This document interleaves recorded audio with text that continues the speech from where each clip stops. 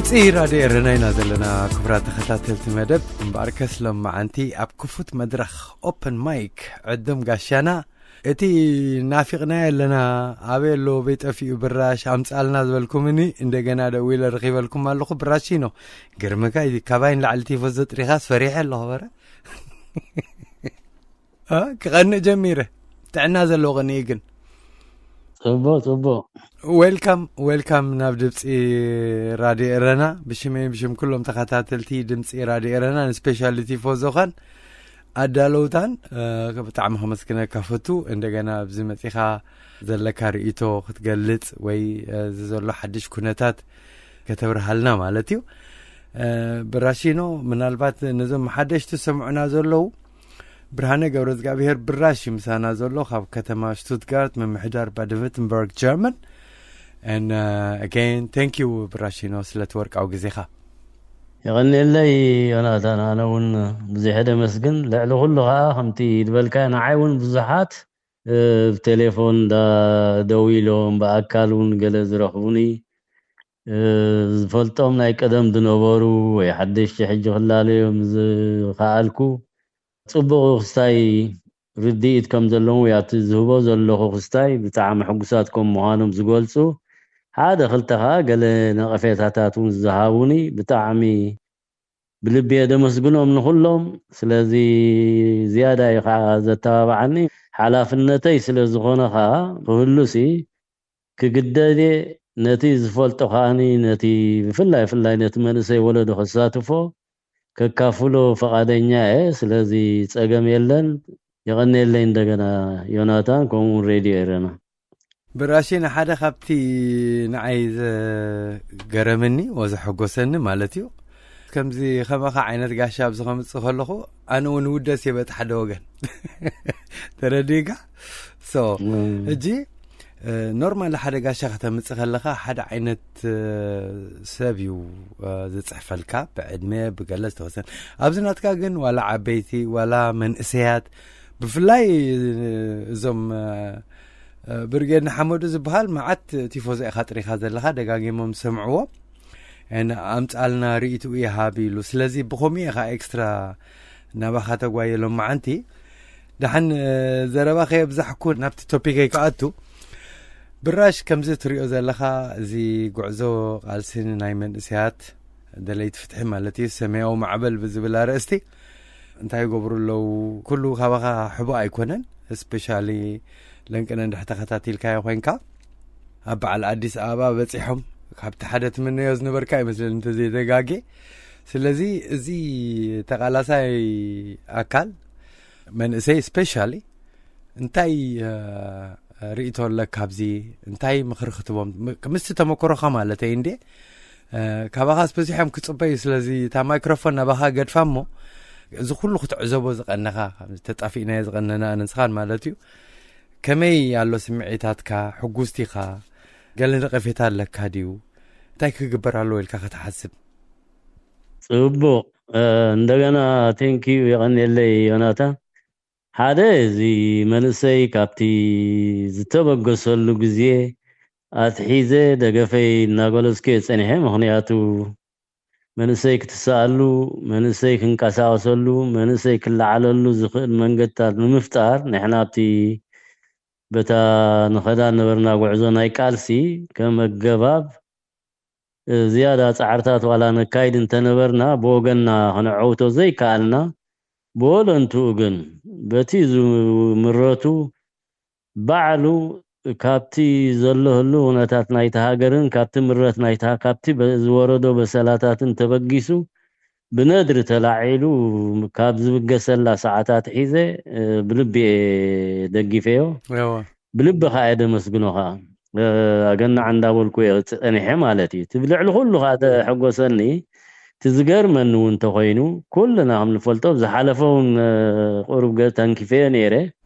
زمان سي ولدوزي بعد ما بتاعمه كله تحت ربعاي زخلو فلا بريغنا حمدو ايوه ويابز سمياو معبل تبقيسو تقراني فوز غعز له مالتي وإذا حالف مونغوز خلت عامت بالزي دقيمة خيبالي لعلو كله هيواتو خفيلو ነዚ ኩነታት ናይ ሃገርና ወይ ኣቃልቦ ናይ ዓለምና ክስሕብ ዝኽእል መንገድታት ፈጢሩ ዝኸደ መቐረት ናይ ነፃነት ዘይፈልጥ መንእሰይ መብዛሕትኡ ተሪእናዮ ብጣዕሚ ከም ዝበልኮ ትሕቲ ርባዓይ ብሓፂሩ ነፍሲ መሓሮ ዝባሞ ኣብ እስራኤል ዝሓለፈ ሓውና ይብራህ ب88 ተወሊዱ ፍቲ ታሪክ ህይወቱ ከምብዎ ዝሰማዕኮ ማለት እዩ ነፃነት ኤርትራ ክትመፅእ ከላስ ወዲ 3 ዓመት እዩ ነይሩ ወዲ 3 ዓመት ሰብ እዚ ኣብታ ንኡስ ዕድሚኡ ኣነ ርግፀኛ ኤርትራ ነፃ ኣብ ዝኾነትሉ ግዜ ምስ ሙሉኣት ስድራ ቤቱ ብሓጎስን ብክንደይ ዕልልታን ከም ተቐበላ ብዙሓት መንእሰያት ናቱ ዕድመ ዝነበሮምን ደቂ 5 ደቂ 6 ዝኾኑን ብታሕጓስ ተቀቢሩ ዝነበረ ፈንጅታት ተተኪሶም የዕንቶም ዝነቆሩ ለው ኣካላቶም ዝሰንኮሉ ለው ማልያ ደይብሎም መንእሰይ እዚ ረኺቦም ከብክዑ ግን ምስቲ ሓጎስ ናይቲ ነፃነት ዝነበረ ወለዶም ኹንቶም መንእሰያት ነቲ ኩሉ ዝወረዶም በሰላታት ሓንቲ ከይበሉ ብሓጎስ ተበጊሶም ብላታ ሃገር ገና ዕሸላት ከለዉ ግን እቲ ኩነታት ካብ 94 ረይ ወዲ 7 ዓመት ከሎ ማለት ይብራ ናይ አገልግሎት ኢሉ ተጀሚሩ ፍቲ መጀመርታ አገልግሎት እኳ ብዓጀባ ኩሉ ተመንሰይ ዝተቀቢልዎ ብወለንቱን ዝኸደሉ ነበረ ግዜ ከም ዝነበረውን ኣነካታተሎ ነይረ ማለት እዩ ድሕሪ ግን ማዓታ ደራዕ ኣብ ልዕሊ ስድሮኦም ገና ህፃናት ከለዉ ኣብ ወለዶም ኣዴታቶም ኣቦታቶም ኣሕዋቶም ኣብ ዘየድሊ ኩናት ኣትዮም ክስንኩሉ ክጠፉ ደቂ ዓዶም ኮታሲ እቲ ነፃነት ዝበሃል መቐረቱ ክንድዚኣ ዘይረኣዩ መንእሰያት ምእንቲ ፍትሒ እንታይ ምዃኑ ዘይፈለጥዎ ዘይተማሃሩሉ ንፍትሒ ሎም ተሲዮም ክቃለሱ ከለዉ እዚ ብጣዕሚ ዝገርመኒ ከምቲ ግቡእሲ እንታይ ንዓናይ ምልከተና ኒሎም ኢዶምን እግሮምን ኣኪቦም ሱቅ ክብሉ ዝግብኦም ነይሩ እቲ መቐረት ናይ ነፃነትን ናይ ፍትሕን ዝፈሊጡ ምዃን መዋሉ ክቃለስ ዝፀንሐ ናህና ደረጃ ዕድመ ዘሎ ኢዱን እግሩን ኣኪቡ ኮፍ ኢሉ ስድሩን ደቁን ሓቂፉ ዘሎ ብዓሰርተታት ኣሽሓት ዝቁፀር ኣካል ኣሎ ደገ ይኹን ኣብ ውሽጢ ማለት እዩ እዞም ንብሎም ደላ መንእሰይ ግን ነዚ ሰጊሮም ምእንቲ ፍትሒ ምእንቲ ህዝቦም ተሲኦም ክቃለሱ ከለዉ ልዕሊ እዚ ዘሕብን ነገር የለን እዚ ኮይኑ ከም ዝበልክዎ ነዚ ስጉምታት እውን ክወስዱ ክኢሎም ማለት እዩ ኣብ ዕውት ዝኾነ ዓወታት ከዓ ክጓናፀፉ ክኢሎም ንዖም ጥራሕ ዘይኮነስ ንሙሉእ እቲ ህዝቢ ኤርትራ ኣቓልቦ ዓለም ከም ዝስሕብ ገይሮም እዮም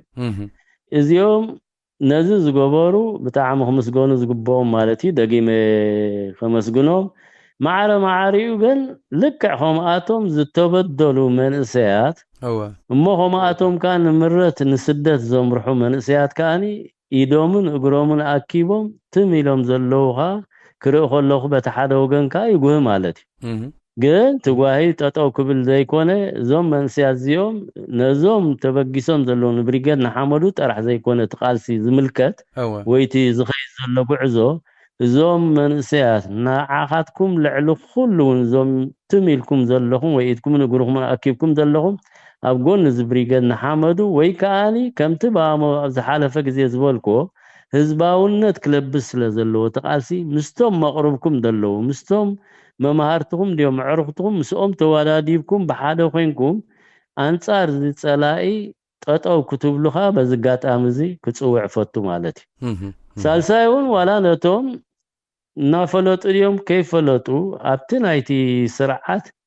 ኣካል ኣባላት ኣካሉ ኮይኖም ኣብ ዝኾነ ዘዳኽብሮ ጓይላታት ይኹን ወይ ካብቲ እሱ ዘካይዶ መነዋራታት ኣብኡ ተሓዊስኩም ትብሉ ዘለኹም ከዓ ብጣዕሚ ነፍሲ ቅትለት ትፍፅሙ ኣለኹም ይኽብል ብፍላይ እቲ መንእሰይ ወለዶ ማለት እዩ ምክንያቱ ኣነ ራእየኒ ኣሎ እዚ መንእሰይ እዚ ብዙሓት መንእሰያት ስለ ዝፈልጥ ይወልዱ ህፃናት መዓት ኣብ መንገዲ ክሪኦም ከለኹ ብፍላይ ከም ዝጋጣሚ ኮይኑ ብጥምቀት ገለ ዘካይድሉ እዋን ኣብ ዝዕድሙኑ ግዜ ኣብቲ ጥምቀት ኣብ ዝኸደሉ ናይዞም ኩሎም ክገልጾም ፀናሕኹ ናይ ኩሎም ናይቶም ኣባላት ብሪጌድ ንሓመዱ ይኹኑ ናይቶም ኢዶምን እግሮምን ኣኪቦም ዘለዉ ይኹኑ ናይቶም ምስቲ ስርዓት ጠጠው ኢሎም ምስኡ ጎኒ ኮይኖም ዝኸዱ ዘለዉ ይኹኑ ህፃናት ማልያ ዘይብሎም ብሓባር ክፃወቱ ይሪኦም እሞ እዞም ህፃናት እዚኦም ካብ ከምዛ በዓል ደቀይ ዝረኸብዋ ነታ ሃገር ረሲዖማ ዋላ ሓንቲ ውፅኢት ከይረእይዎ ብተስፋ ጥራሕ እንዳነበርዋ ዝኸዱ እዚኦም ከኸምኡ ኣድዮም ክኸዱ ኢለ የሻቅለን ማለት እዩ ስለዚ ደቅኹም ከምቶም ደቅና ደቂ ኩሉ ኤሪትራዊ ደገ ዘሎ ማለት እዩ ايوه ሓንቲ ተስፋ ዘይብላ ሃገር ወይ ሓንቲ ሞራላዊ ቅሳነት ዘይረኸቡላ ዞም ኣብ ወፃኢ ተወሊዶም ዝዓበዩ ዞም ደቅኹም ካዞም ሕጂ ወፃኢ ተወሊዶም ዝዓብዩ ዘለው ነዛ ዕጫ ናይዞም ዝሓለፉ ደቅና ከይተርክቦም ኩልኹም ኢደይ ኢትካይድኩም ነዚ ጉዳይ እዚ ክሓፅረሉ ዝኽእል መንገዲ ክትገብሩ በዚ ጋጣሚ ዝላቦ ማለት እዩ እዚ ክንገብር ተደኪኢልኩም ትቐንዲ ተሃሳይ ትቐንዲ ግዳይ ዝኾን ንስኻትኩም እምበር ዞም ናና ዕድመ ዘለና ኦልሬዲ ናይቲ ዝመፅእ ፀጋ ክንሪኦ ብጣዕሚ ከቢድ ስለ ዝኾነ ንስኻትኩም ግን ናትኩም ስለ ዝኾነ ዕጠቕሉ ብዋዛ ዋዛ ይትረኣይዎ እየ ክብል ደሊ እቲ መዓልቲ ክሓፅር ተኾይኑ ልክዕ ከምዚ ብሪገድና ሓመዱ ሒዝዎ ዘሎ ኣገባብ ኣቀላልሳ ክትክተሉ በዚ ጋጣሚ እዚ ይፅውዕ ማለት እዩ ምክንያቱ ንረብሓኹምን ንረብሓ ደቅኹምን ንረብሓ ህዝብኹምን ስለ ዝኾነ ሓባራዊ ቃልሲ ክካየደሉ ዝኽእል መንገዲ ከነናድለና ይብል እዚ እናበልኩ ሕጂ እቲ ብሪገድና ሓመዱ ሓደ ዝብሎ ዘለኹ እንተዳ ንዕወት ኮይና ግን ብመሰረቱ ሓደ ፀላኢኻ ብግቡእ ክትፈልጦ ይግባእ ፀላኢና እንድሕር ክንፈልጥ ዘይንኽእል ኮይና ወይ መንእሰይ ዝፀላኢዩ ብግቡእ ከቐምጦ እንተዘይክኢሉ ግን ዋላ ሓደ ውፅኢት ናይ ክስታይ ናይ ተቓልሲ እናደኸመ እምበር እናተዓወተ ከምዘይከይድ እዚኣ ክስተበለላ ወይ ከዓ ክስምረላ ፈቱ እቲ መንእሰይ እውን ክመሃረላ ክኽእል ኣለዎ እዚ ክብል ከለኹ ብሪገድና ሓመዱ 100 ካብ 100 ፀላኢዩ ብግቡእ ፈሊጡ ኣሎ ፀላኢኡ ስለ ዝፈለጠ እቲ ቀንዲ ደጀናት ናይ ፀላኢ እትሱ ዝጥቀመሉ ሃስያ ኣብ ልዕሊ እቲ ህዝቢ ዝጥቀመሉ ፕሮፓጋንዳታት ንዕኡ ጠጠው ንኸብል እቲ ክኽፈል ዝግብኦ ዋጋ እናኸፈለ ኸይዱ ኣብ ከምዚ ደረጃታት ኣብፅሕዎ ኣሎ ማለት እዩ እዚ እቲ ሓደ ዓበ ዓወት እዩ እቶም ዝገልፆም ዘለኹ ኣሕዋት መናእሰይ ከኣኒ ወይ ደቅና ነዚ ብሪገድና ሓመዱ ዝወሰዶ ብኻልእ መንገዲ ክትርእይዎ ትፍትኑ ዘለኹም ኣብ ጉጊ ኣረኣያኹም ዘለኹም በቲ ቁኑዕ ክትርእይዎ ፈትኑ ምክንያቱ እዚ ዝተወስደ ስጉምቲ ስጋዕ ክንደይ ስምብራት ነቲ ስርዓት ኣብፅሒሉ ከም ዘሎ እቲ ስርዓት ብግቡእ ፈልጦ እዩ ብደገ ግን ክረአ ስለ ዘይደልዮ ንዓኻትኩም እውን ከሪአኩም ስለ ዘይደሊ እትሱ ዝፍንዎ ፕሮፓጋንዳ ከይተቐበልኩም ንፀላኢኹም ብቐዳምነት ከምዚ ብሪገድና ሓመዱ ፅኒዕዎ ዘሎ ፅኒዕኹም በቲ ዝመስለኩም ተወዲብኩም ክትቃለሱ እዚኣ ቀዳመይቲ ለበዋ የቕርብ ማለት እዩ ካልኣይ ግን ምስኡ ማዕረ ማዕሪኡ ድኸይድ ከኣኒ ዕላማኻ እውን ብንፁር ከተቐምጥ ክትክእል ኣለካ በይኑ ፀላኢኻ ጥራሕ ፈሊጥካ ምጓዓዝ ንገዛእ ርሱ ካብቲ ዕላማኻ መፃኢ ዕላማኻ ወይ ከዓ እቲ ናትካ ራእይ ናይ መወዳእታ ራእይኻ እንተደኣ ዝንብዕ ኮይኑ ወይ ከዓ ራእይኻ እንድሕር ዳ ዘይቁኑዕ ኮይኑ እቲ ቀዳማይ ፀላኢኻ ስለ ዝፈለጥካ ተዓዊትካ ማለት ከኣኒ እዚ ዘበት ከም ምዃኑ ከዓ እዚኣ ነቲ ብሪገድና ሓመዱ ይኹን ሰማያዊ ማዕበል ሓደ ምክረይ ክልግስ ይፈቱ እሱ እንታይ እዩ ኣብ ገለገለ ስክፍታታት ስለ ዘሎ ማለት እዩ ምክንያቱ እቲ ዘሎ ውደባ ናይ ብሪገድና ሓመዱ ንሱ ተወዲቡ ንሱ ከም መሪሕ ኣካል ናይቲ ኩሉ ዘሎ ህዝቢ ወይ ከዓ ናይቲ ኩሉ ተዓዛቢ ዘሎ ኣካል ኮይኑ ክረአ ዝፍትነሉ ሰዓታት ስለ ዝዕዘብ ንሱ ናይ ኩሉ መራሒ ክኸውን ከም ዘይክእል እዚኣ ከኣምነላ ክኽእል ኣለዎ ነዚኣ ክእርማ ክኽእል ኣለዎ ምክንያቱ መሪሕ ዝሃቦ ወይ ዝኾነ ኣካል ተወዲቡ ዝንቀሳቐስ ነቲ እዋናዊ ዘሎ ሕቶ ንምምላሽ ተደይ ኮይኑ ነቲ ዘሎ ፀላኢ ፀራሪካ ንምጥፍኡ ተደይ ኮይኑ ናመተካእታ ናይቲ ስርዓት ዝበሃል እቲ ሕጋዊ መንገዲ ክንጥቀመሉ ንቃለሶ ዘለና ቅዋም ወይ ሕጊ ከም ምዃኑ እዚኣ ክንስምረላ ይግባአና ማለት እዩ ምክንያቱ እዚ ዝርኦ እውን ሓንሳብ ምፍልላያት ኣብ ነንሕድሕድ ዘይምስማዓት ዝመፅእ እቲ ተረድኦታት ብኸምኡ መልክዕ ክርድኦ ፍትን ስለ ዘሎ እቲ ብደገ ዘሎ ኣካል መራሕቲ ኮይኖም ከም ክረኣዩ ይደልዩ ኣለዉ ኢሉ ስለ ዝሓስብ ንሱ እውን ሰብ ስለ ዝኾነ መራሒ እውን ክኸውን ስለ ዝደሊ መወዳድርቲ ክኸውን ኣብ ምፍልላያትን ኣብ ነንሕድካ ምንቁቋትን ንሪኦ ኣለና ማለት እዩ እሱ ካብ ምንታይ ተበጊሱ ሰው ኢሉ ዝተበገሰ ስለ ዘይኮነ ካብቲ ባህግታት ናይ ምምራሕ ድልየታት ዝመፀ ማለት እዩ ሕጂ መራሕቲ ክኾኑ ይክእሉን እዮም ኣይኮንኩን ድብል ዘለኹ ኢንፋክት ኣነ ናይ ብሓቂ ኣብዚ ዝከታተሎ ዘለኹ ኣብዚ መንእሰይ ወለዶ ክስቶም ክብል ኣይደልን ብብዝሒ ሓያል ዓቕሚ ዝወነኑ ንኤርትራ ኣይኮነን ንኻልእ ክመርሑ ዝኽእሉ ሓያል ራእይ ዝወነኑ ሰባት ይዕዘበ ይከታተልካ ይሕበንካ እዚኦም ተልዮም ማዛ ሃገር እዚኣ ናይ ብሓቂ ተስፋ ሓያል ተስፋ ይምብረላ ስለዚ በቲ ዓቕሞም በቲ ዓሚቕ ዝኾነ ፍልጠቶምን ኣብቲ ተሓሓዛ ናይ ኣካይዳ ቃልስና ከዓኒ ኣብኡ እናኣረሞ ወይ ከዓ ኣብኡ ተሓሓዙ እናቐለሱ እንተደኣ ኸይዶም ኣብ ዝኾነ ሰዓት ሓላፍነት ካብ ነብሶም ክርሕቕ ስለ ዘይክእል ኣብቲ ሕጋዊ መንገዲ ምስ መፃና እቲ ሕጊ ንብሎ እቲ ቅዋም ኣብ ዝተኸልናሉ በቲ ቅዋም መሰረት ቆይሙ እቲ ናይ መሪሕነት ምውድዳር ኣገባብ በቲ ሕጊ ብዘፍቀዶ መሰረት ብኡ መልክዕ ተበጊስካ መራሒ ክትከውን ምቅላስ ከም ምዃኑ እቲ ጉዕዞ ናይ ዝሕጂ ቃልስና ኩሉ ሰብ ከስምረሉ ክኽእል ኣለዎ ተደይ ኮይኑ ኣነ ክመርሓካ ኣነ ዘብለካ ዝብል ኣዘራርባ ነቲ በቲ ሓደ ሸነኽ ዘለኻ ክመርሕ ዝደሊ ናይ ግድን ኢኻ ክደሊ ንሓደን ክልተን ዝምልከቶ ይኮነን እቲ መሪሕነት ኩሉ ተወዳዳሪ ኮይኑ እቲ ክቐርብ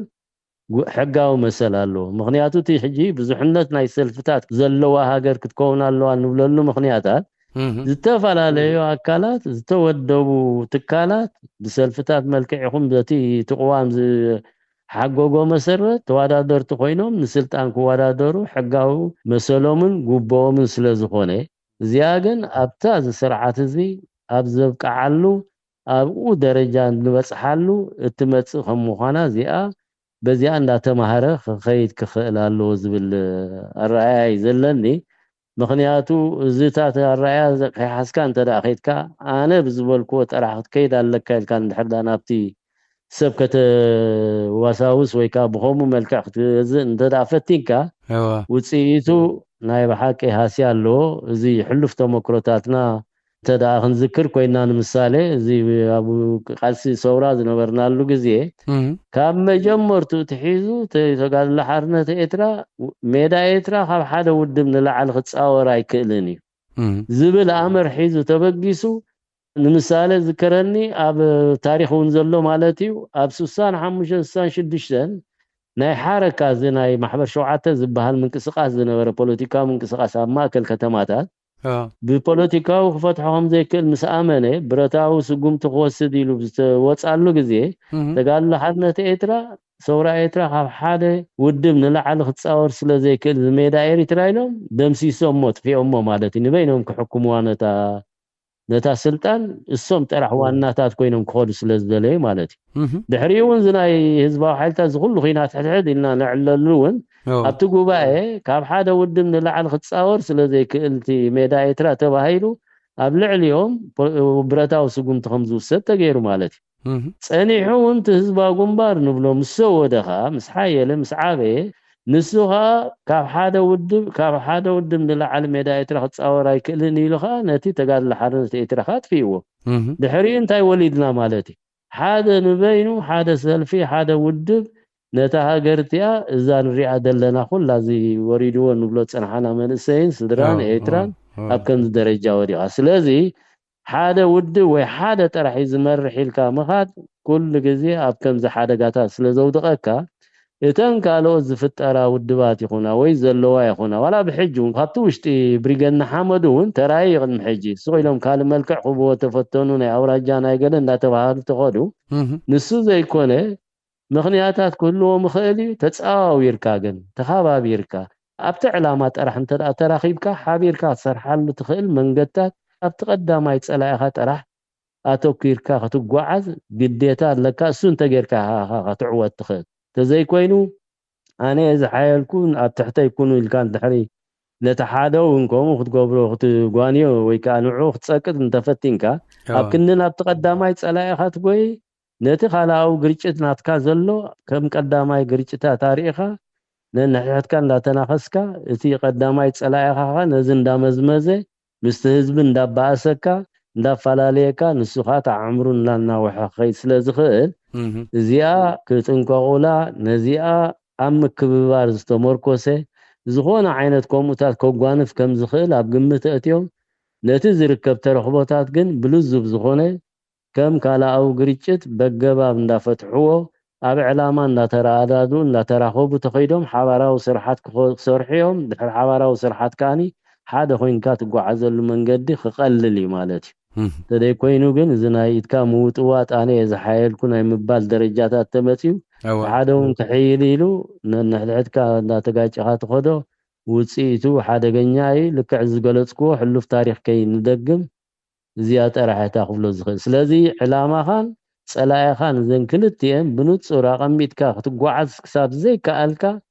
ዝኾነ ዓይነት ለውጢ ክመፅእ ኢሉ ሰብ ዝሓስብ ተልዩ ይጋገል እየ ዝብል ምክንያቱ ፀላኢኻ ኩሉ ግዜ እሱ ዝተወደበ እዩ ከምቲ ዝሓለፈ ግዜ ዝበልኩኻ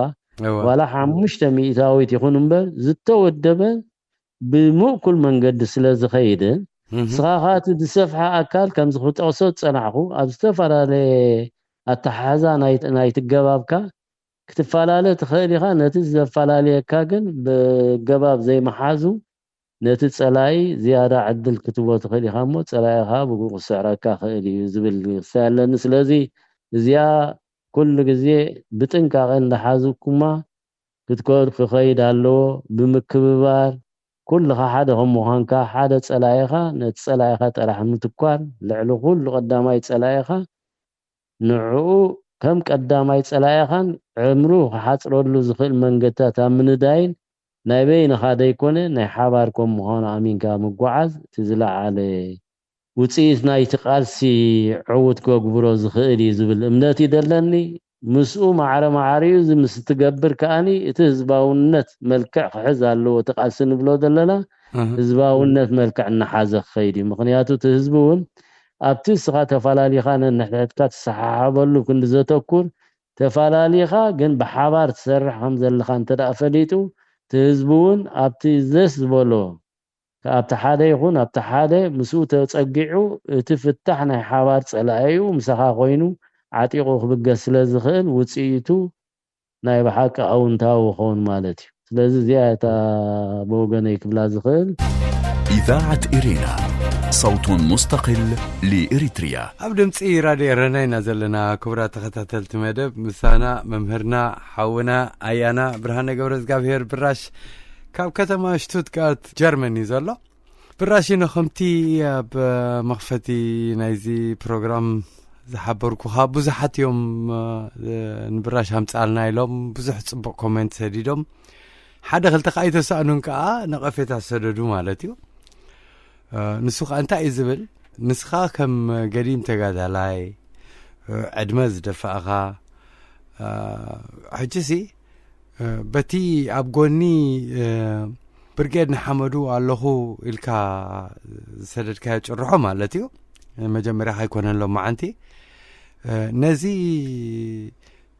ዝገብርዎ ዘለዉ ምንቅስቓሲ ንኣብነት ከምቲ ፅሑፍ ተፃሒፉ ዘሎ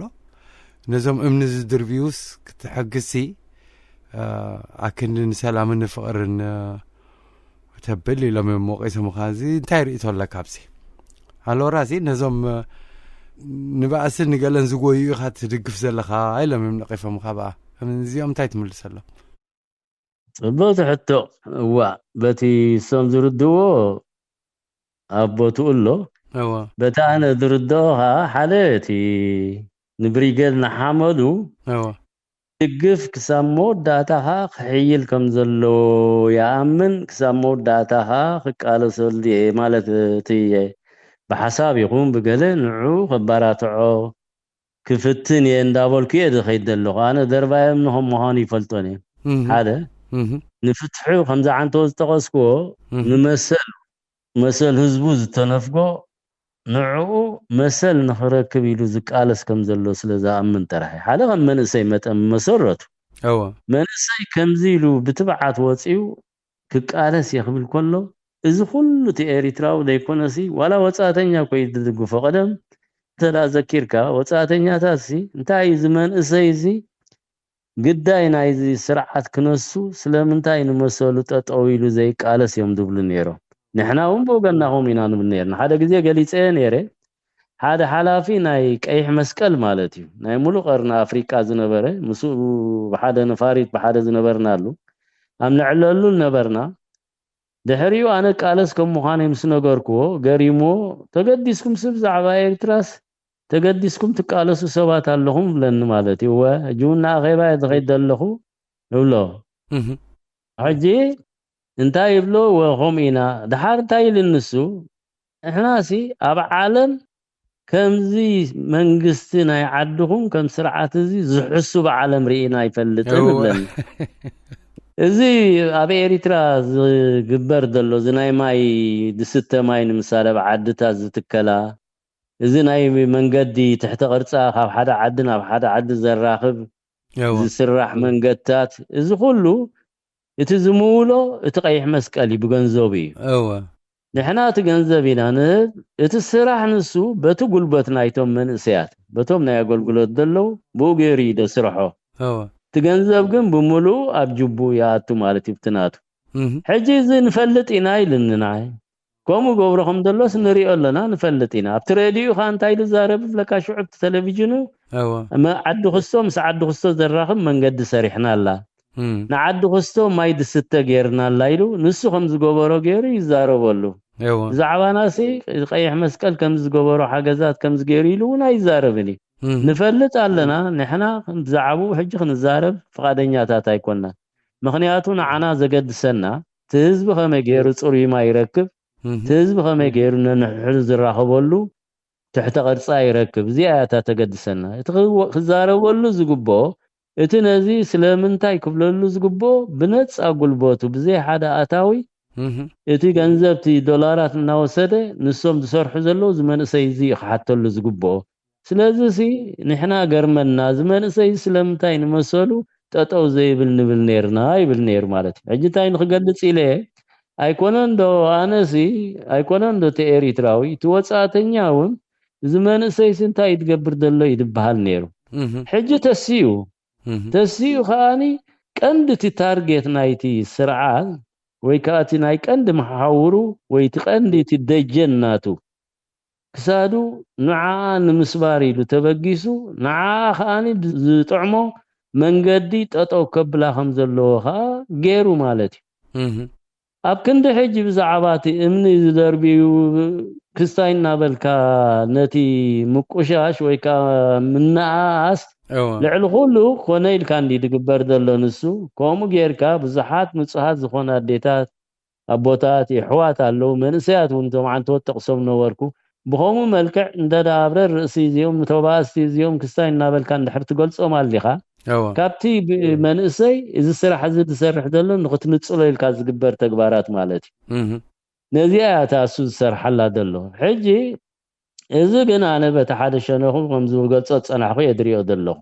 እዚ መንእሰይ እዚ ዝሰርሖ ስራሕ ወይዳ ንሕና ኩሉ ግዜ ኤሪትራውያን እቲ ቀንዲ ውጽኢት ናይቲ ስራሓት ኣዊነ ዝተባሃለን ኢና ኣብቲ ዝረአ ሓደ ክልተ ከምዚ ክትቀጽ ጸንሐ ማለት እዩ ናይ እምኒ ምድርባይ ናይ ገለገለ ኢልካ እሱ ከም ሓደ ዓቢ ኣጀንዳ ጌርካ ዝዛረበሉ ዋላቲ ደላይ ፍትሕውን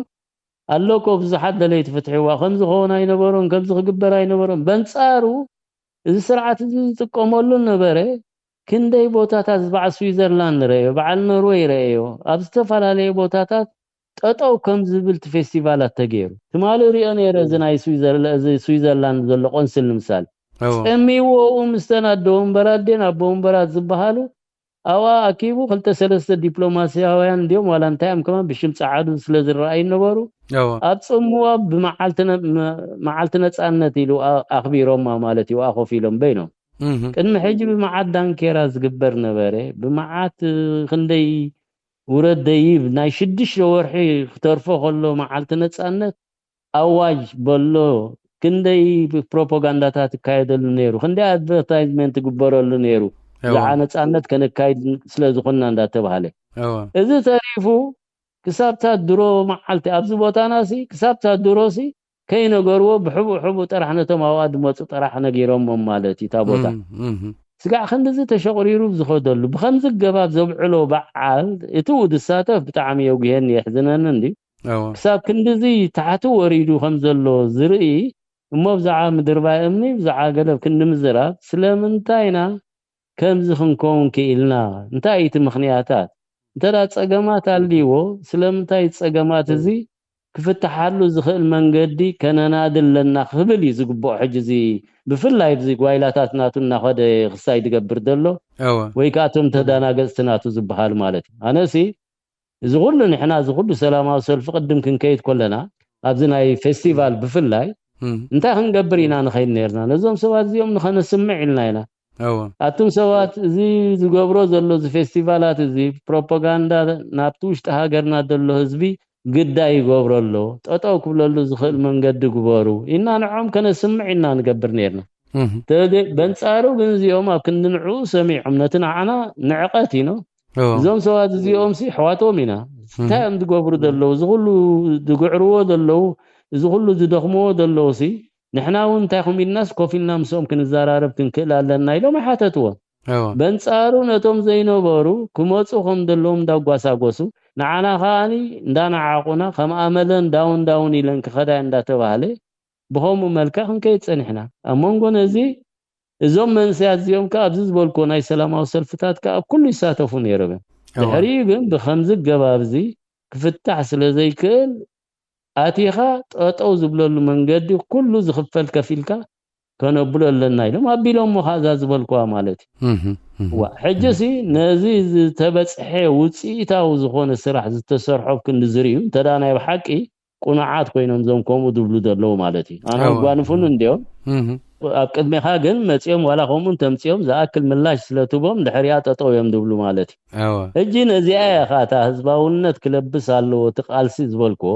ጥራሕ ብሪጌድ ንሓመዱ ወይ ሰማያዊ ማዕበል ጥራሕ ክምልሸሎም ዘይኮነ ናይ ኩሉ ህዝቢ እቲ ኣባል ዘይኮነ ናይ ዘን ውድባት ናቱ እውን ሓላፍነት ከም ምዃኑ በዚ ጋጣሚ ዝሕብር ይፈቱ ኩልኻ እቲ ዝግበር ዘሎ ውፅኢታዊ ስራሕ ንዕኡ ርኢኻ ነቲ ከምኡ ኢሉ ዝመፅእ ዘሎ ኣካል ኣብ ጉጉይ መስመር ከም ዘሎ ንዕኡ እዚ ተረኽቦ እዚ ኣብ ዝኾነ ጋጣምታት ዘጓንፈና ንዓና እውን ከም ውልቀ ኣብ መንገዲ ገለ ጋጢሙና ሲ ዝኾነ ዓይነት ጌጋታት ክንገብር ሲ ንኽእል ኢና ጌጋ ምግባር ማለት ግን ነቲ ዕላማኻ ኣብ ጉጉይ መስመር የእትወይ ማለት ኣይኮነን እቲ ጌጋ ዝገብሮ ከዓኒ ነቲ ፌስቲቫል ጠጠው ናይ ምባል ኣይኮነን እቲ ጌጋ ሕጂ ሶም ዝዛረብዎ ዘሎ እምኒ ናይ ምድር ባይ ምስ ፖሊስ ምባእስ ሲ እቲ ዝዓበየ ገበን ከም ምዃኑ ማንም ሰብ ይፈልጥ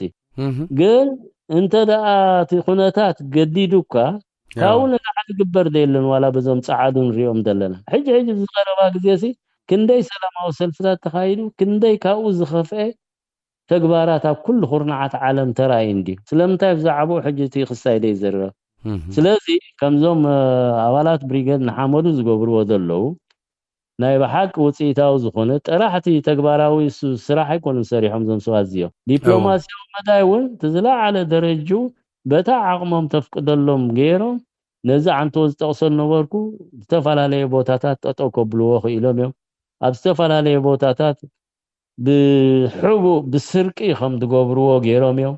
ስለዚ ጌላ ቀፃልነት እውን እንተ ደኣ ናይ ብሓቂ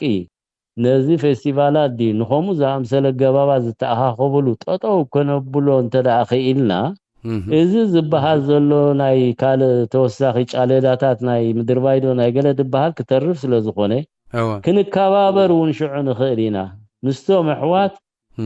ኣብ ባይታ ጠጠው ኢሉ ኮፍ ኢልካ ዝዝረበሉ ሰዓታት እውን ክመፅእ ክእል እዩ ስለዚ ብኸምዚ መንገዲ እንተረኣይዎ ፅቡቕ እዩ ስለዚ ኣነ ንእምኒ ድርቢዩ ንባእሲ ዝዕድም ገለ ዘይኮነ ስራሕኻ ቋርፃ ይትብሎን ይኾነ ሓደ ሰብ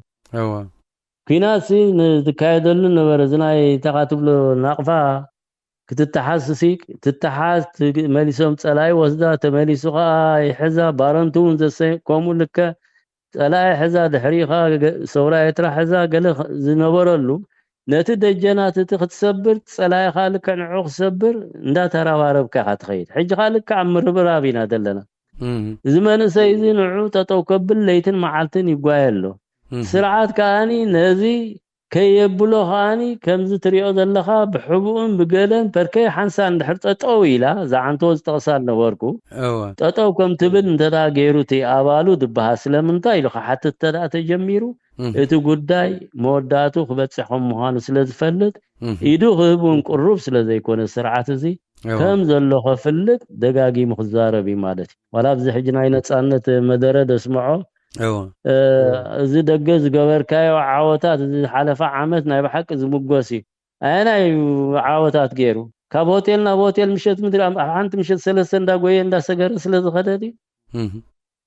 ነዚ እንዲግዲ ሕጂ ምክንያቱ ብህግደፍ እንተዳ እዚ ትገበርኩሞ ሕማቅ ጌርኩም ሰኒፍኩም እንተዳ ኢልዎ ኦልሬዲ ሰኒፉ ተሳዒሩ ከም ዘሎ ይሕብር ኣሎ ማለት እዩ ስለዚ ከምዘይ ተሳዕረ ከምስል ተኮይኑ እዚ ዝገበርኩሞ ነቲ ውሽጢ ሃገር ዘሎ ከዳናግሮ ፍትን ኣሎ ማለት እዩ ስለዚ ነቲ ውሽጢ ሃገር ዘሎ ህዝብና ኩሉ ኣካል እዚ ህዝብና ኣብ ደገ ዘሎ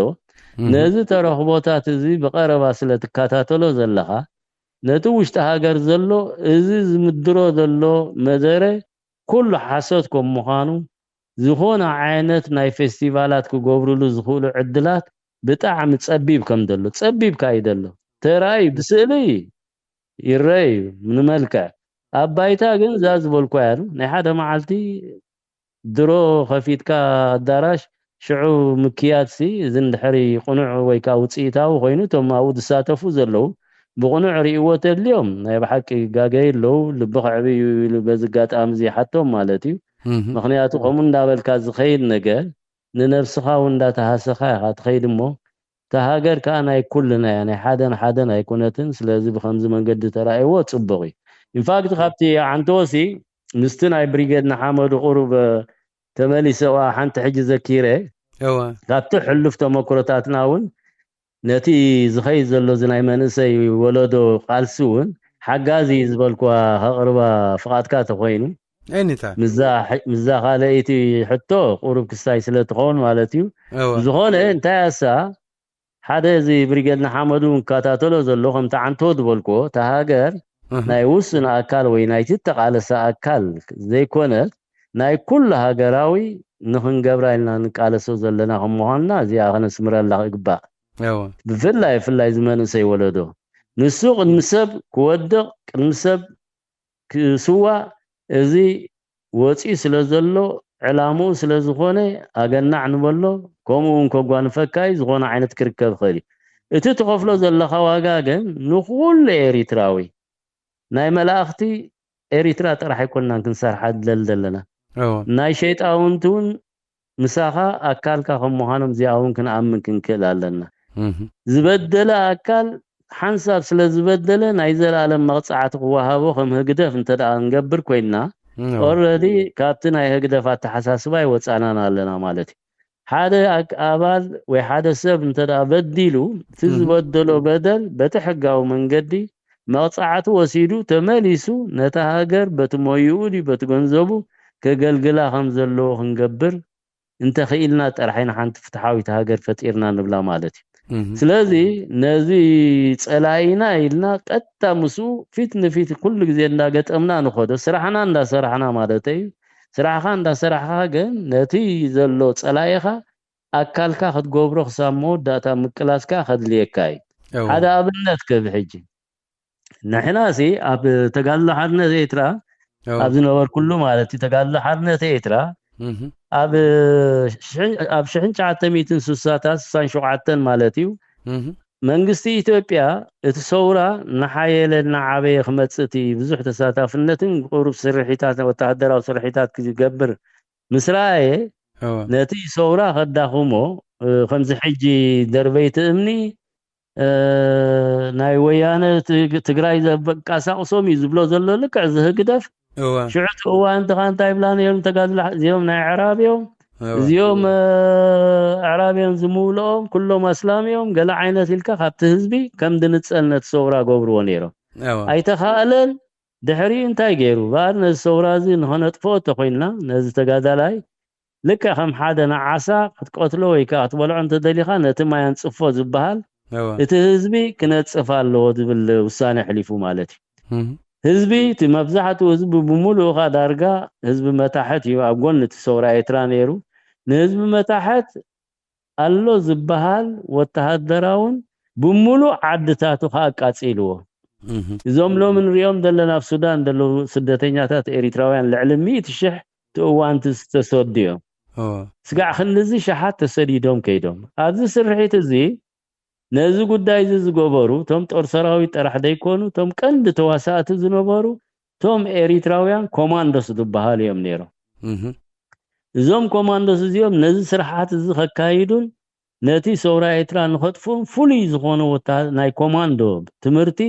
ብእስራኤላውያን ዝወሰዱ እዮም ነይሮም ኣለዉ ዝበሃሉ ኣጓብዝ ተሓርዮም እዮም ዝውሰዱ ነይሮም ብጉብዝልንኦምን ቁመቶምን ክስታዮምን እዚኦም ኣብዚ ምንዳድ ዝዓድታት እውን ዓብይ ተራ ተፃወቱ ንሳቶም እዮም ነይሮም ሕጂ እንታይ ክገልጽ ደልያ ኣነ እቲ ንሕና ኣብቲ ፖለቲካዊ ትምህርቲ ዝወሰድናሉ ግዜ እንታይ ምሂሮምና ንዓና እቲ ጉዳይ ኩሉ ረአዮ ኮማንዶስ እዮም ዝኩሉ ገይሮሞ ሙሉእ መታሕት ኣጥፊኦሞ እሞ ኮማንዶስ ከዓ ብምሉኦም ክርስቲያን እዮም እቲ ክርስቲያን ኣብ ልዕሊ እቲ እስላማይ ዝፈጸሞ እዚ ዘይበሃል ገበናት ፈጺሙ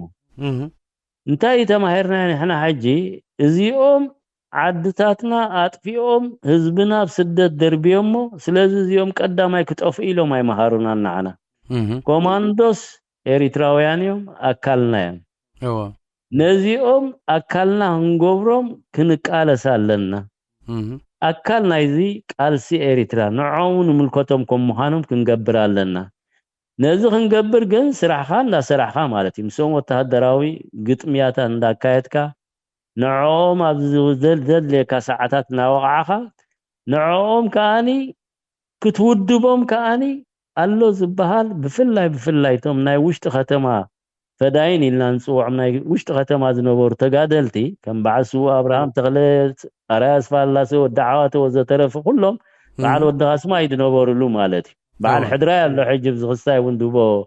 ብዙሕ ግዜ ብዚ ተኸታታሊ ብዛዕባ ስርሒታት ሕጂ ትመልሰይ ክመሃረሉ ስለ ዘለዎ ኣብ ውሽጢ ዓዲ ኣብ ውሽጢ ኤሪትራ ተን ከተማታት እናኸዱ ኣብ ውሽጢ ገገዝኦም ኣትዮም ነዞም ኮማንዶስ ብፍላይ ነቶም ሓለፍቲ እቲ ጉዳይ ዝንኸዶ ዘለና ጉዕዞ ናይ ቃልሲ ንዓና ጥራሕ ዝምልከት ዘይኮነን ንዓኹምን ስለ ዝኾነ ሓቢርና ነዚ ጉዳይ እዚ ክሳብ ዘይተቃለስናዮ ዝኾነ ዓይነት ዓወት ከነምፅእ ኣይንኽእልና እንዳተባህለ ክሳብ ሰሙሮታት ይወሃቦም ክሳብ መስዋእቲ ክፈል ነይሩ ንዕኦም ንኽትረክብ ንዕኦም ንኽተነቓቕሕ ማለት እዩ ኣብ መወዳእታ ከኣኒ ብዓብዩ ጀነራል ጎይትኦም ኮሎኔል ሃብተማርያም በላዕቲ ዓዋ እዚኦም ክልተ እዚኦም ንምሳሌ ሓሊኦም ሓላፊ ናይ ሙሉእ ፖሊስ ኤሪትራ ተሓደኻ ሓላፊ ናይ ሙሉእ ኮማንዶስ ኤሪትራ እዩ ነይሩ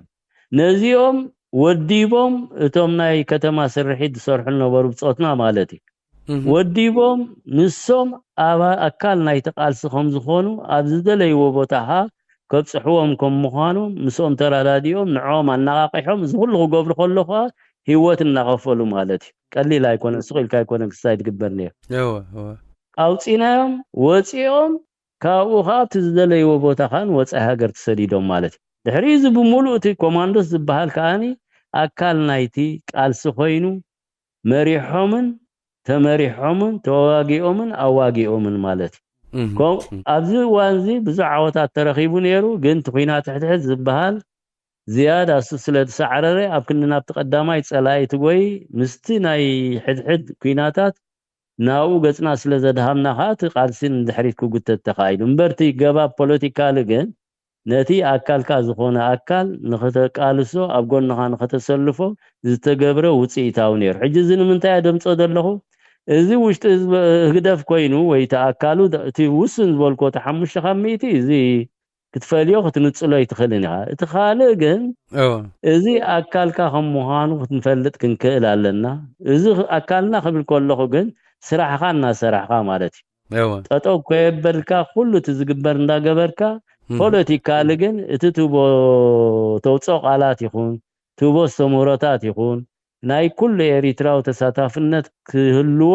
ከም ዘለዎ ክገብር ክኽእል ኣለዎ ዝብሪገና ሓመድ እየ ዝብለካ ስለዚ ሕሉፍ ተመክሮታትና ተኣውንታዊ ዝኾነ ክንቀድሖ ኣለና ተኣልታዊ ዝኾነ ከዓ ክንጉሕፎ ከም ዘለና ክንገብር ኣለና ማለት እወ እዚ እቲ ክስታያት ስለዚ በዚ ክስታይ ይገብሮ ነዞም ከምኡ ዝብሉ እወ እዚያ እንዳበልኩ أوعد ودا أخوانا عاطب ومسلني. إذاعة إيرينا صوت مستقل لإريتريا. قبل مصير راديو رنا ينزلنا كبرات تخاتلت مدب مسانا حونا أيانا قديم تقعد على برهانة قبرز قابيهر براش كاب كتما شتوتغارت جرماني زلو براشينو ملو زي قدول لو عنتهم أولاد برجين حمدو ترح زي كونس ولا عنتهم ترانا جزت خونا ولا عنتهم سوز مرات يخاطب سنحكا مستي حلف تمكرتات كمالاتي بزيهم I think زيادة فتوها اسكا حجي كم نسخاسنا يجيبها تقعد لا يطرح زي كونكاس كسبتي لاست مينت كله بس حكاية كم أبالنا هيقدف نبر أبز الساعات زي براشينو كم يلو هيقدف كم يسمعوا ماله وش تقوم دقم سلت فلت أمي حتى كذا له كم يلو هذا ودي يسمعني راح أخون خيري هذا تي كله تيري تراوي دبلدلو أيوه أي سمعان يزبل سبن تلي بتوم دي سمعهم وحدات لا قمنا عندي صقم دخولنا دلو كم زعنتو دبلكوسي تزعاب عوتات زرخف كاب كن نعوتني انداتنيتكا نعول عيلكاب كن مزراب بتقلقل دخوماتن ويدخمتن زتراي او طرح زياده توكيرنا انا يتراويان الزارف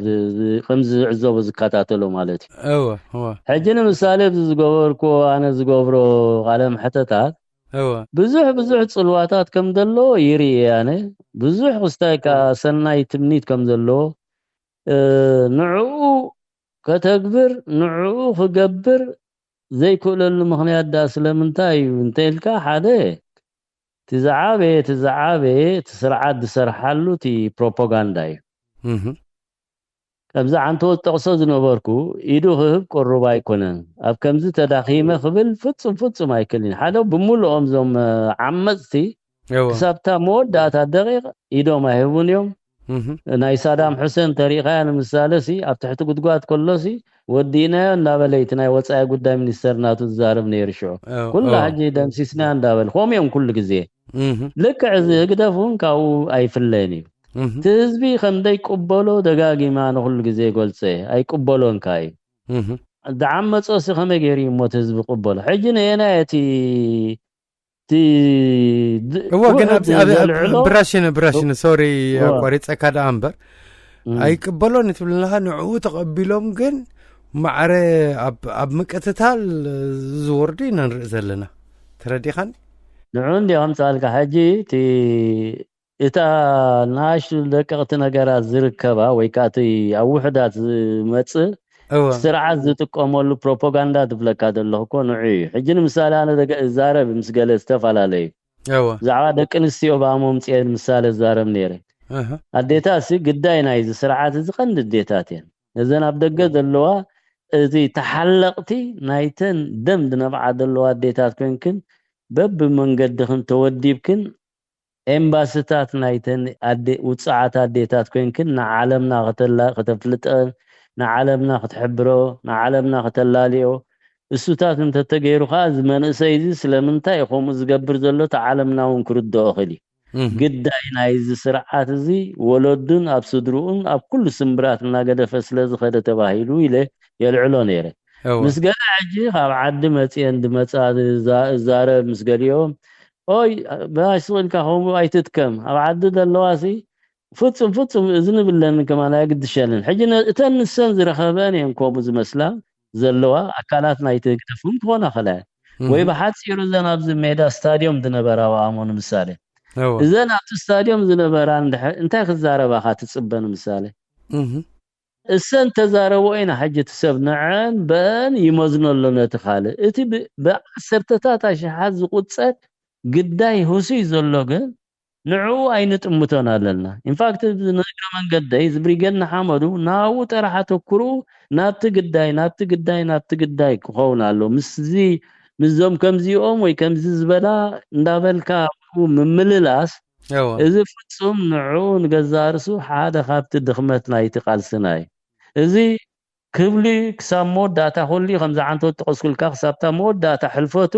ከም ዘሎ ክመስል ንዑ ዝመስሉ እንዳወደበ ክኸይድ እዩ እዛ ዓንቶን ዛረበላ ነበርና ኣብ ክንዲ ብእምኒ በእማን ድዋቑዑ እንዳበልካ ዝነዝሑሲ ክሳብ ክንደ እንተይልካኒ ንሶም ግን ዝፈጥርዎ ናብቲ መሳኪን ዘለዎ ኣዴታት ልክዕ ብኸምኡ ኸምኡውን ይፅዕሩ ማለት እዩ ወይ ነቶም መንስያት እቲ ስንኩፍ ዘሎ ኸዓኒ ግዝያዊ ይቕበሎም ዝኽእል ግን ግዝያዊት እያ እዚኣ መትከላዊት ኣይኮነትን እቲ ስራሕ እንተዳሪእኻዮ ኢንፋክት በንጻሩ እቲ ዝተገራየ ውፅኢታት ዝበልክዎ ዓንቶ ማለት እዩ እዚ ኩሉ ጠጠው ኢልዎ ዘሎ ብመንግስታዊ ደረጃ በዓል ኖርዌይ ጠጠው ክብል ዝኸኣለሉ ስለምንታይ ኣብ ጀርመን ከምኡ ክንገብር ዘይከኣልና ኣበይ ኣለኻ እቲ ምሁር ክንብሎስ ክንክእል ኣለና ፀኒሐ ብዛዕባ እቶም ምሁራት እውን ነዚ ክገብሩ ዝግብኦም ንዕኡ ክገልፆ ዕድል ተሂብካኒ ክገልፀ ምክንያቱ ስንፍና ናይቶም ምሁራትና እዩ ናይዞም ኣብዚ ደغدኹ ወይ ከዓ ኣብዚ ፌስታታት ከይዶም ዝተሳተፉ ንዕኦም ኣብ ክንንርኢ እዞም ምሁራትና ንምሳሌ ዓበይ ተራ እንተድፃወቱ ነዚ ኣብ ባይታ ዝተረኣየ ናይ ብርጌድ ንሓመዱ እንተደሰኒዎ ነይሮም እቲ ውፅኢት ከዓኒ ብዓብዩ ምስ ተረኣየ እሞ እቲ ሰብ እውን ቁርብ ክቐስን ምኻኣለ ልቡ ተንኪፎኻ ዓዊሉ ኣብ ደገ ወፂኡ ብዝዛረበሉ ሰዓታት ክንበፅሕ ምኻኣልና ነርና ኩሉ ግዜ እሲ ክስታይ ኣሎ እዚ ሰንጠረዥ ኣሎ ንሓደ ቃልሲ ከመይ ትኽልካ ከምዚ ኩናት ኣብ ኩናት ተኣትዎ ቀደም ነይቲ ትቅዕኻ ነታ ዳሕረወይቲ ከተጥቅዓ ወይ ከዓ ክትረኽባ ትኽእል ነናይ ጌርካ በናይ መፂኻ ካልካ ሓደ ውጥን ትሕንፅፅ ነዚ እውን ውጥናት ዘድልዮ ጉዳያት ከም ምዃኑ መጠን ነዚ ውጥን እዚ ክንሰርሓሉ ይከኣልና እዚ ከዓ ስንፍና ናይቶም ምሁራትና እዩ ኣነ ብዝሓለፈ ኢለ ህዝባውነት ክለብስ ኣለዎ ናይ ግድን ኣይኮነን ኣባል ናይ ብሪጌድ ናይ ሓመዱ ኩሉ ክኸውን ወይ ከዓ ኣባል ናይ ዝኾነ ውድብ ክኸውን እቲ ብቐረባ ክረዳዳ ዝኽእል ብቐረባ ተራኺቡ ብስራሕ ክዛመድ ዝኽእል ብፍላይ ብዝያዳ ኸ እቲ ብቐረባ ተኣማሚኑ ነንሕሕዱ ከም ድላዩ ዝዕልል እዛ ኣካል እዚ ምስቲ በቲ ሞይኡን በቲ ዓቕሙን ኣብታ ዘለዋ ቦታ ሓንቲ ውፅኢት ክገብር ክኽእል ኣለዎ ብፍላይ ነዚ ዓለምና ብቐረባ ከላልዮ ክኽእል ኣለዎ ብፍላይ ነቲ ኤሪትራዊ ተዳኺሙ ዘሎ ከምኡ ከምዘይ ምዃኑ ክመሮ ክኽእል ኣለዎ ሓንቲ ኣብነት ክበካ ሕጅቡን ኩሉ ግዜ ካብቶም መክሮ ናይ ቃልስኸይ ወፃኹ ኣብቶም መክሮ ቃልሲ ክመፃካ ኣብ 74 ኣብ ኤሪትራ ኣብ ተጋድሎ ሓርነት ኤሪትራ ማለት እዩ ብሰማር ወገን እንግሊዛውያን ናይ እምበጣድዮም ዋላ ናይ ምንታይ ኣይፈልጥን ተመራመርቲ ናይ ገለ ማዓድናት ይኹኑ ብሄሊኮፕተር መፂኦም ኣብኡ እንዳዞሩ ከለዉ ብፆትና ነዞም ሰባት እዚኦም ሒዞሞም ኣዋ ምስ ሓዝዎም ዓለም ሙሉእ ሽዑ በቲ ሃይለ ስላሴ ዝብሎ ነበርካ እዚኦም ወረበላታት እዮም ከምቲ ዓንቶ ዝጠቐስክዎ እዚኦም ሸፋት እዮም ገለ ዝበሃል ነበረ ከምዚ ገይሮም ወረበላታት ሸፋቱ ከምዚ ገይሮም ወፃተኛታት ሰራሕተኛ ናይቲ ሃገር በሃገር ደረጃ ይትዛረብ ዘሎ ሕጂ ከምቲ ኩልና ንፈልጦ ከዓኒ ከምኡ ዓይነት ሕጋዊ ኣይኮነን ብዓለም ለኸ ደረጃ እንተዳሪእና ንምሳሌ ሓደ ወፃተኛ ዜጋ ብስራሕ ኩን ኢንቨስተር ኮይኑ ገለ ነገር ክገብር ከሎ ክትንከፍ የብሉን እንተዳ ተተንኪፉ ጥራሕ ሸፋት እዮም ከምኡ ክገብርዎ ዝኽእሉ ወይ ከዓ ዘመቲ ማለት እዩ ኣው ኣብዚ ሓዝሉ ግን ንሕና ብፆትና ተጋድሎ ሓርነት ኤርትራ መሪሕነት እንታይ ገይሩ ኣለው ዝበሃሉ ቶም ካድራትና ህና ብቋንቋ ብሱላት ዝኾኑን ፖለቲካል ብሱላት ዝኾኑን ንዕኦም ሰሙን ዝኣክል ሒዞሞም ኣብ ፍሉይ ቦታ ቀሚጦሞም ምግቦም ኣጣል እንዳብልዑ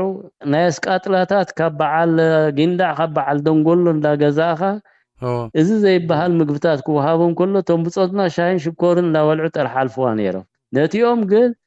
ኣሎ ዝበሃል ምግቢ እንዳሃብካ ፖለቲካሊ ከዓኒ እንዳመሃርካ ክየድ ነይሩ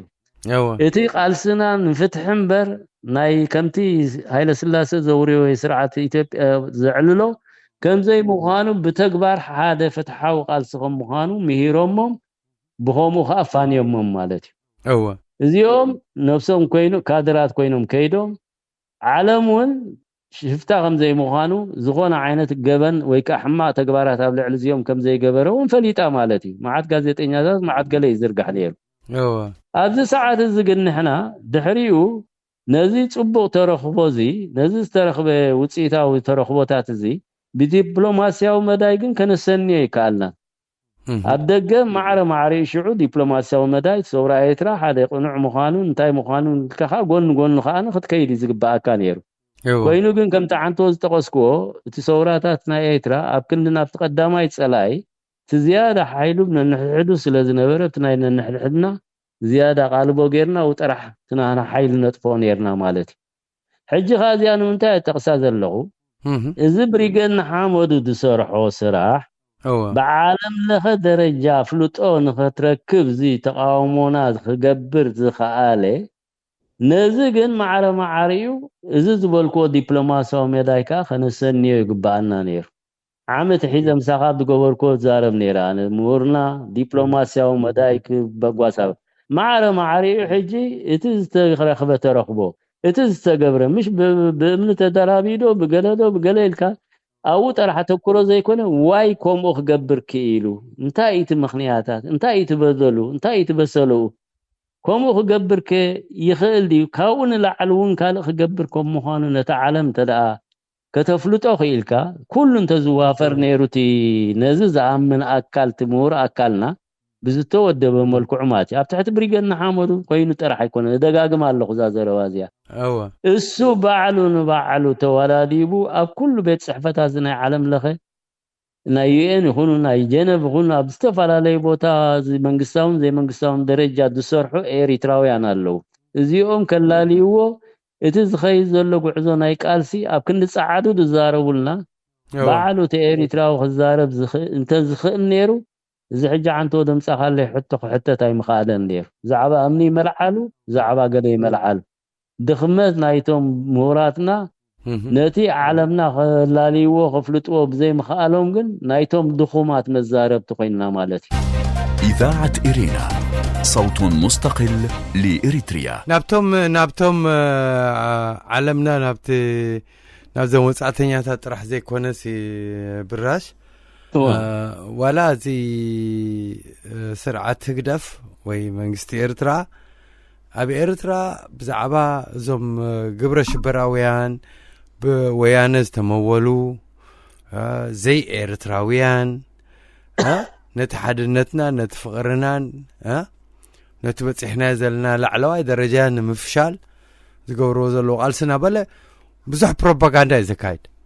ردي غني هجي خزاربو زلخان تي سرعة تقدف زولان سماين مدرن ديو أجي إذا أنا مسخ زارو بزر لخص هوش تعديس تم إرتراوين سمعنا له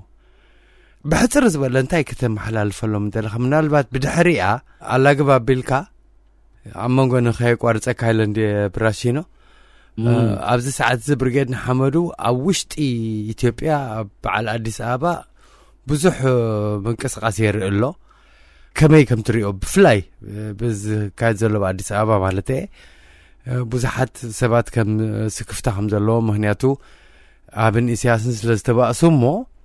صباح نقول نحت عريق أمسي انت خوني زمن إسي عينت ريتو زلوا مالو زي مدرخ نباها قدفة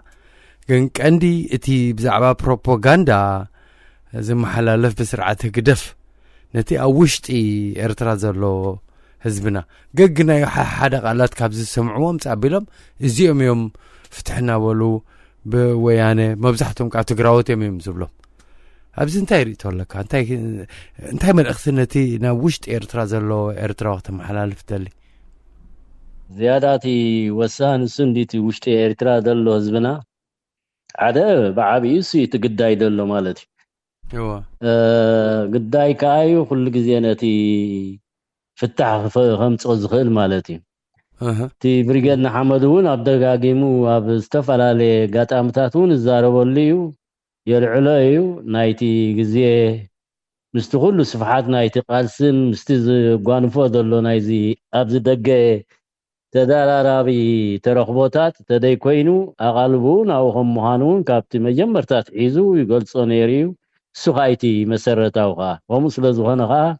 ሓደ ካብቲ ዝያዳ ዝድግፎ ዝደፍኣሉ ማለት እዩ ሕጂ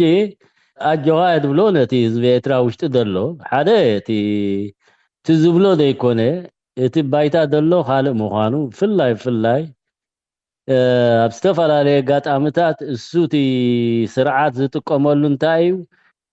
እቲ ንሕና ከይተረዳእና ንዛረቦ ዘረባታት ነቲ ውሽጢ ሃገር ዘሎ ግን ዝሃስየኹም ምዃኑ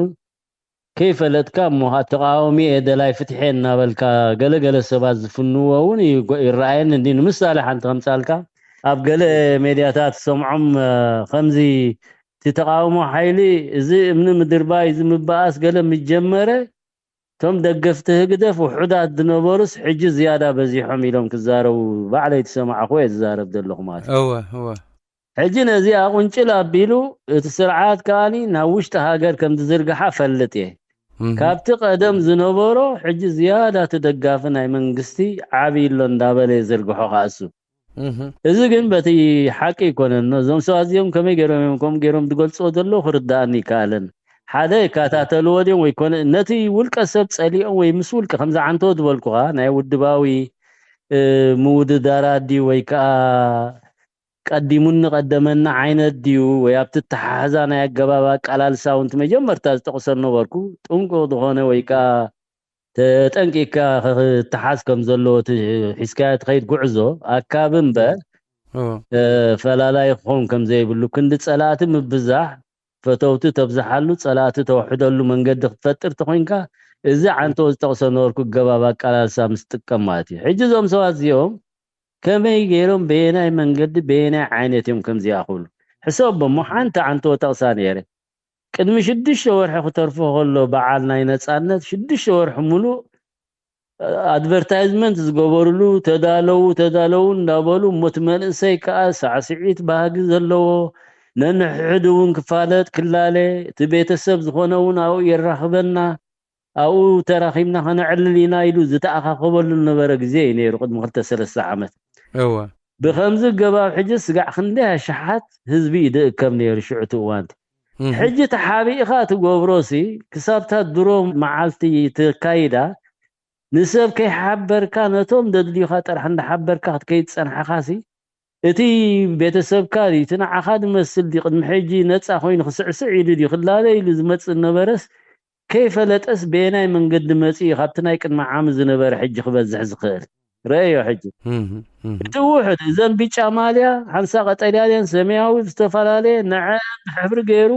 ብስእሊ ኣፀባቢቑ ንዘቕርበን እንዲዮም ዞም ሰባት እዚኦም በዚሖም ካብ ዓቐን ንላዕሊ ሕጂ ኮይኖም ደገፍቲ ህግደፍ ኢሎም ክዛረቡና ዝፍትኑ ዘለዉ ኣብዚ ሰዓት እዚ በዓላት ዝገብሮ ዘሎ ክቡራት ተኸታተልቲ ብፍላይ ኣብ ውሽጢ ሃገር ዘለኹ ነቲ ስእሊ ኣፀባቢቑ ኣመልኪዑ ናይ ቴክኖሎጂ ሎሚ እዚ ናይ ዲጂታል ክስታይ ተጠቂሙ ኣፀባቢቑ ስለ ዘቕርቦ እምበር ሎሚ ዘሎ ብጣዕሚ ውሕድ እዩ ሎሚ ቅድም እዚ ዝተኣኻኸባሉ ዝነበራ ውስናት ባንዴራ ሒዘን ተንካልኦት ግን ዙርየን ገይረን ኖርማልካ ክዳን ሓበሽኡ ገለ ገይሩ ተዓብ ዝኸደሉ ነበረ እዋናት ሽዑ ብዙሕ ሰብ ይሳተፎ ነይሩ ትመንእሰይ እውን ብዙሕ ነይሩ ብፍላይ ዞም ደቅና ተወሊዶም ዝዓበዩ ትኽራኸብሉ ዝኽእሉ ባይታ ኣብኡ ነይሩ ምክንያቱ ናይ ግድን ካብኡ ክራኸብሎ ፌስቲቫል ዝበሃል እውን ስኢቱ ትርጉሙ ክኸውን ዘሎ ትራኺብካ ተዕልለሉ ተብለሉ ይኸውን ነይሩ ሕጂ ግን ኣብ ሰዓት እዚ ከምኡ ስለ ዘየለ ሎሚ ነቲ መልክዕ ምእንቲ ክሕዝ ነቲ ስእልኻ ምእንቲ ክጥዕም ሓንቲ ሰበይቲ ሎምሲ ቆቢዕ ባንዴራ ዘለዎ ብርእሳ ሻል ተዓጢቃቶ ብመዓንጣ ብፀጋማይ ኢዳ ፅላል ብየማናይ ኢዳ ባንዴራ ኣብ ማእከል ከዓ ናይ ኢሳያስ ስእሊ ገይራ ሓንቲ ዘን 5 ክንዲ 10 ከም ዝመስላ ገይራ እያ ተሰኣል ዘላ ከምኡ እየን ተሳቲፈን እዚኣ ኣኼባታት ነው ሕጂ ብከምዚ ዝተኣከበ ኣካልሲ ብዙሕ ደጊፍ ኣብ ጎኒ መንግስቲ ኮይኑ ይኸይድ ኣሎ ኢሉ ዝፍንኡ ብፍላይ ቶም ደለይቲ ፍትሒና ተባሂሎም ናይ ብሓቂ ትጋገይ ኣለኹም በዚ ኣጋጣሚ እዚ ነዚ ህዝብና ተታልልዎ የታልሎ ኣሎ ስርዓት ንስኹም ዝፈነኹሞ ኣብ ውሽጢ ሃገር የርእዮ ኣሎ ትስኻትኩም ዝበልኩሞ ብቃልኩም ገይሩ ኣሰኒኻ ነቲ ህዝቢ ከታልሎ ይፍትና ኣሎ እሞ ናይ ምትላልኩም ምዃኑ ተረዲእኻ ውሽጢ ሃገር ዘለኻ ህዝብና ናይ ብሓቂ ንመሰልካ እቲ ግዜ ከተሕፅሮ ክትክእል ኩልኻ ከምታ ቀዲመ ዝበልኳ ባዕልኻ ንባዕልኻ እውን ውሽጢ ሃገር ዘለኻ በቲ ዝወሓደ ቁፅሪ በቲ እስኻ እትተኣማመን ኣካል ነንሕድሕድካ ተራኺብካ ከምታ ተሓምያ ነንሕድሕድካ ሕሜታ እናሓመኻ ትዝኸዳን ንስርሒትካ ብኸምኡ መልክዕ ክትከዶ እንዳተወደብካ ክትከይድ ኣለካ እየ ድብል እዚ ብደገ ዘሎ ኣካል ናይ ብሓቂ ዝመንእሰይ ወለዶ ብፍላይ እናሓየለን እናበርትዕን እናተደይ ኮይኑ ካብቶም መክሮኻ እንዳተምሃረ ዝተመሓየሸ ደረጃ መፅኾም ዘለውን በዚ ጋጣሚ ዝክሕብር ደሊ ባዕልኻ እውን ትሰምዖ ስለ ዘለኻ ማለት እዩ ካልእ ኣብቲ ዝበልካዮ እቲ ናይ ኣዲስ ኣበባ ብጣዕሚ እቲ ዘሕብን እዚ ንዛረበሉ ዘለና ሕጂ ብቲ ውሽጢ ሃገር ከኣትሎ ኢልና ክንዛረብ ከለና እቲ ውሽጢ ሃገር ዘሎ ይውድኦ ዘለዎ ክንብል ከለና እዚ ሓደ ስጉምቲ ዓብይ ስጉምቲ ንቅድሚት ከም ምዃኑ እየ ዳኣምና ኣነ ብልቤ ተሓጒሰት ክስታይ ምኻዱ እቲ ተኣኪቡ ኣብኡ እቲ ዘድልዮ ናይ ምትእኽኻብ መንገድታቱ ከርኢ ምኽኣሉ ማለት እዩ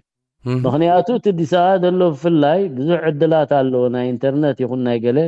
እዚ ኩሉ ዝኸይድ ናይ እዚ ተቃውሞ ደንበ ናይዞም ኩለን ዩቲባት ዘለዋ ዋላ ናይ ሬድዮታት ከምዝናታትኩም ይከታተሎ ስለ ዝኾነውን ብቐረባ ንዑ ከዳናግሮ ዝኽእል ኣካል የለን ከምቲ ውሽጢ ሃገር ዘሎ ወይ ከምቲ ውሽጢ ኤርትራ ዘሎ ይኮነን ስለዚ እዚ ሓደ ተኣውንታውን ፅቡቕን ብጣዕሚ ሓጋዝን ካብዚ ሰጊሩ ከዓ እቲ ድፍረት እናመፀን እንዳተወዳደበን ናብቲ ውሽጢ ሃገር ከኣትኹም ምዃኑኻ ኣይጠራጠርን እየ ኣብታ ዝሓለፈት ንምሳሌ ካብቲ ዝሃብክዎ ሓደ እንታይ ነይሩ ኣብ ውሽጢ ሃገር እዚ ንሃና ዕድመ ዘለዎ ኣካል ብዙሓት ክኢላታት ወተሃደራዊ ክኢላታት ይኹኑ ገለ ይኹኑ ዘለውሉ ክነሶም ነቲ ህዝቦም ግን ክሕስቦ ይከኣሉን ሓንቲ ነገር ገብሩ ይከኣሉን ብኦም ክውዳ ተዘይክኢሉ ግን እዚ መንእሰይ እዚ ኩሉ ብፃይ ኣለዎ ምስኡ ወዲ ኣሃዱኡ ነበረሉ ነይሩ ኣሎ መራሒ ሓይሉ ዝነበረሎ መን ይተባዕ መን ይቆራፅ መን ይድኹም ፅቡቅ ገይሩ ዝፈልጥ እዚ ብደገ ዘሎ መንእሰይ እዚ እንተዳ እንዳሓየለ ኸይዱ ከዓ ነቲ ውሽጢ ዘሎ ከዓኒ ከበጋግሶ ከም ዝኽእል ኣብቲ ሓለፈ ክስታየ ኣተንቢሄ ነይረ ከምኡ ኢኻ ክትኮንታ ስራሕ ሕጂ እዚ ኣዲስ ኣበባ ዘሎኻ ብዓብዩ ተወሲኽዎ ከምኡ ዓይነት ክመፅ ማለት በኣዲስ ኣበባ ዘሎኻ ንሓየለ ክኸይድ ኣሎ ጥራሕ ነቲ ኣዲስ ኣበባ ዘሎ ነቲ ዝኸይድ ጉዕዞ ናይ ቃልሲ ግን ገለ ምክርታት ከዓ ንዑ ክልግሰሉ ግዴታ ኣለኒ ማለት እዩ ምክንያቱ ኩሉ ግዜ ብፍላይ ኣብ ውሽጢ እቲ ከባብን ኣብ ውሽጢ ኢትዮጵያ ኣዲስ ኣበባ ይኹን ፀኒሑ እውን ኣብ መቐለ ገለ ክኸይድ ከም ዝኾነ ኣይጠራጠረሉን እየ ካብኡ ሓሊፉ እውን ብሱዳን ገይሩ ናይ ሱዳን ሰላም ድሕር ተረጋጊኡ እውን ናብኡታት ሰጊሩ እውን ብኩሉ ሸነኻቱ ኮታ እንዳለሓመ ክኸይድ ከም ዝኽእል ይኣምን ጥራሕ ሓንቲ ክላበዋ ዝደሊ ኩሉ ግዜ ጥንቃቐ ዘድልዮ ጉዳያት ከም ምዃኑ እቲ ስራሕ ክስራሕ ኣለዎ ፈሪሕኻ እንድሕሪ ዝምለሶ ነገር ኩሉ የብሉን ትሰርሖው ግን ከምዛ ዓንተው ጠቅስ ነይረና ሃና ናይ ከተማ ስርሒት ወይ ካቶም ፈዳይን ንብሎም ነበርና ተጋደልቲ ትውዳቤኦም ኣብ ውሽጢ እቲ ከተማ ውድቡ ነይሮም ንሶም ባዕላቶም ገዛርሶም ኣብ ማእከል ትጸላይ እንዳተቃለሱ ኣብ ማእከል ትጸላይ ኩሉ ዘድልዮም ስርሒት እናሰርሑ ከለው ክረኣዩ ዝተፈላለዩ ሜላታት እንዳተጠቅሚዮም ዝኸዱ ነይሮም ከምኡ ዓይነት ሜላታት ከዓ ክትጥቀም ትኽእል ኣለዎ እዚ ውሽጢ ይኽሰብ ምክንያቱ ብፍላይ መንግስታት ኣብቲ ከባቢና ዘለዋ ምስ ረብሐን ምስ ጥቕመን ስለ ዝኸዳ ሎሚ ታር ህግደፍ ክኸውን ይኽእል ፅባሕ ግን ፈታዊ ህግደፍ ክኸውን ስለ ዝኽእል ነቲ ዝረአ ኣካል እቲ ብፍላይ ተጠማቲ ዝኾነ ኣካል ኩሉ ግዜ ጥንቁቅ ኮይኑ ኣካይዱ ተሓሕዝኡ ኩሉ ግዜ እንዳሓለኻ ምኻድ ኣድላይነት ኣለዎ እዚኣ ኩሉ ግዜ ክስታ ክንገብር ኣለና ተራእይቲ ክትኮን የብልኩምን ኣብዚኣ እውን ምስ ኩሉ ግዜ ምስ ሕልፍ ተመክሮታት እናገለፅኩ ክኸይድ ያነ ኣብዚ ሓለፈ ብትቃልስና ዝነበርናሉ ምሳሌ ሓደ ስውእ ገብረ ብርሃን ዘርአ ተሰዊዩ ኣበይ ጠፊኡ ኣይተፈልጠን ኣብ ሕሞራ ብሉ ሓንሳብ ብፍላይቶም ናይ ቀረባ ብፆት መወዳእታት ዝነበሩ እሶም ዝያዳ ክሕብሮ ከለው ተመራፂ ኸውን ግን እንታይ ክብል ደልየ ገብረ ብርሃን ዘርአ ኣብቲ ግዜ ቃልሲ ዝነበርናሉ ኣብ ሓማሴን ናይ ሙሉእ ሓማሴን ሓላፊ ፀጥታ እዩ ነይሩ بعلانا خاو ስለዝነበርና እቲ መደብናው ነይሩ ፖለቲካሊ ኻኒ ጽዑድ ሆነ ፖለቲካው ጎስጓስ ነካይድ ነርና ምስቲ ዝነበረ መሪሕነት ሓያል ዝኾነ ቁርቁስ ነርና ማለት እዩ ኣብዚ ነካይዶ ነበርና بعلانا ኣነ ዘለኹሉ ዝያዳ ብጾተይ ተወልደ ገብረዝጊ ሕጂ ሓዲፍሎ ካልኦት ብጾቱ እንደለውሉ ፍላይ ኣነ ተወልደ ገብረዝጊ ዝነበርናሉ كل جزيت نكايدو نبرنا بوليتيكاو غسغاس يكون ناب حزب اتينا كايدو علالات يكون قال يكون روي نيرو سحجهم حلاف تصتا كله تصبصابات ناو موص نيرو اجي قبل برهان زرن تايبلن نيرو صعدا فرس كنكمنا صعدا فرس تاي مالتي بمعدو زلل مالتي بمعدو سي بقليل زلل حجي سيتي كايداهم قورو كستاي غورلو يتي حسابو زنبره مالتي مستيراو خوينو مالسي اتليست سي كابانا اقدمي خا دل حج حدا بوليس تليس كابت بوليس الي كات سرحها تسرحها يزبل صنبر اقن بوليس زي قبولو سرح تسرح خلخا سي نعو وي قداي تغبرو لها وي نفسها تطفى لها مالتي حج قوميلو مخربنا حجنا زيان منتا دمصا زلخو زما اديس ابابا دلخم كاب فلاي توم كان دي وسنت زخونكم امها خطموتو تخوليهم تبهالو اتي توسدون تسرحوا سرحان كل غزي سرحا اندا تطنققا تخيتكا كن كل غزي نفسها اندا حلها تخيتكا زخونه ነገር كمصاكا ايكدني بقليلو مالتي تمصيخا كابتي خينو زخيد بتسخا تصبي منغدي مصاكا مالتي كاليتي ناي غبر برهان كي وصا خلخ حجنتا خمصا دلي أبدي ساعة دحرنت كاب تقاومو قدم نصانت اتحيز دحر نصانت كا وشتي ኢትዮጵያ ኮይኒ ድንቃሳቀስ ነይሩ ወታደራው ሆስታየ ካይን ነይሩ ንጥፈታት ኣብ ኩሉ ይዋናጨፍ ነይሩ ኣሞንጎ ህግደፍን እንተ ተባዓቢቲ ህወደግ ይኹን እንተ ፍሉያት ኮነሬላት ይኹኑ ተደራዳዲኦም ተሳሚዖም ነሰብ ዝጥፊኦም ማለት እዩ ስለዚ ከመይ ዝበለ ጅግና بخمز طفيو مالتي حجي تاين مبالي دمصو دلغو فلا قدف نخط فوز دلي زخونه عينت واغا خفيلو ገንዘብ كفيلو زخونه غيرو كتفو مخانو زيا ردته خوينا ولا زبزنا اسرائيل حج زخي زلو توم عين زخونو توم كراي زخولو نقله انت دا خلف كام كيتكا እቲ ጉዳይ ተቃልሱን እንዳተዳኸመ ኸይድ ዝብል እምነት ስለ ዘሕደረ ቆማ ዓይነት ስጉም ትወስድ ማለት እዩ ተዳ ድኹማት ሰባት ኮይኖም ግን ስለ ዘድልይዎ ናብ ቆማ ዓይነት ስጉምታት ከወስዱን ኣይመርጽን እዩ ፈርከ ከም መሳርሒ ክትቆመሎም ስለ ዝኽእል ማለት እዩ ናቱኦም ማለት ደይኮነስ ብድኽመቶም ይጥቀመሎም ማለት እዩ ከምታ አንቶን ተወሰነ ነበርና ደላይ ፍትሕ ተባሂሉ انت دا حماق نايتي دلاي فتحد الزارب اكال كوينو نزل عالم كله ولو يدليو بركس بتسو الزاربو نابت حزب خاني ناورد خطقومول سلازخل مالتي سلازخم بعل قبر برهان زري بزحات يوم طفيهم كوموم زامسلو اطفيو حجزن منتا دمصو دلخو درايو كطفولهم زبالا اكالات تليوم كمزا عينت አገባባት ተጠቂሙ خطفهم ስለዝኽእል ኣብ ዝኾነ ትገብርዎ ምንቅስቃሳት ኣብ ዝኾነ ትኸድዎ መንገድታት ነፍስኻን ሓለኻ እንዳ ማለሲ ንዓኹም ኣይጠፋኣኩምን እዩ እንተ ዳብቲ ጉዕዞ ናይ ተቃልሲ ከም ቀለስትን ወሰንትን ኮይንኩም ትኸድልኹም ቲ በንጻሩኻ ተኸፋኣትካ እንታይ ከም ትግበር ስለ ትርድዎ ጥንቃቐ ጠራኽ ትገብሩ ከም ዘለኩም ንኽሕብር ኢለ ካልኡን ተወሳኺ ብዓብይቲ መንግስቲ እውን انت دا بقلو وسن اوانات صره هون خلي ابوسن اوانات كاني خسامع خلي فلا قدف كاني انت دا ابتي سمعات اتيو اتزدليو قداماي كعوته لزخل سقمتات كوسب بتحالد تعرقو دلو منغستي لا غبري دخيل لازم مثاله همصو قد محجون تقيسين يري في السودان سودان ابزي خلتشحات خلتشح غزيه دلو قدميون حيال دخونه دقف نزي تقاومو دنبتهم نيرا فلا انا زي الصعوب تناي دحري جي 15 مسارو ابتي دحريو اي دي بي زبال ودب مسرتنا لو انا كالو سلازنبركو مالتي سودان الله زبال ገንዘብ ማሊያ دي ولو ገንዘብ حاجزتم نيرا راديو نبره ناي دمص حرነት دم نيرو ملو بعلات شفنو نيرا ولا ناي سرحتኛታት كومو تقبر نيرا كساب برت ونزا اكل برت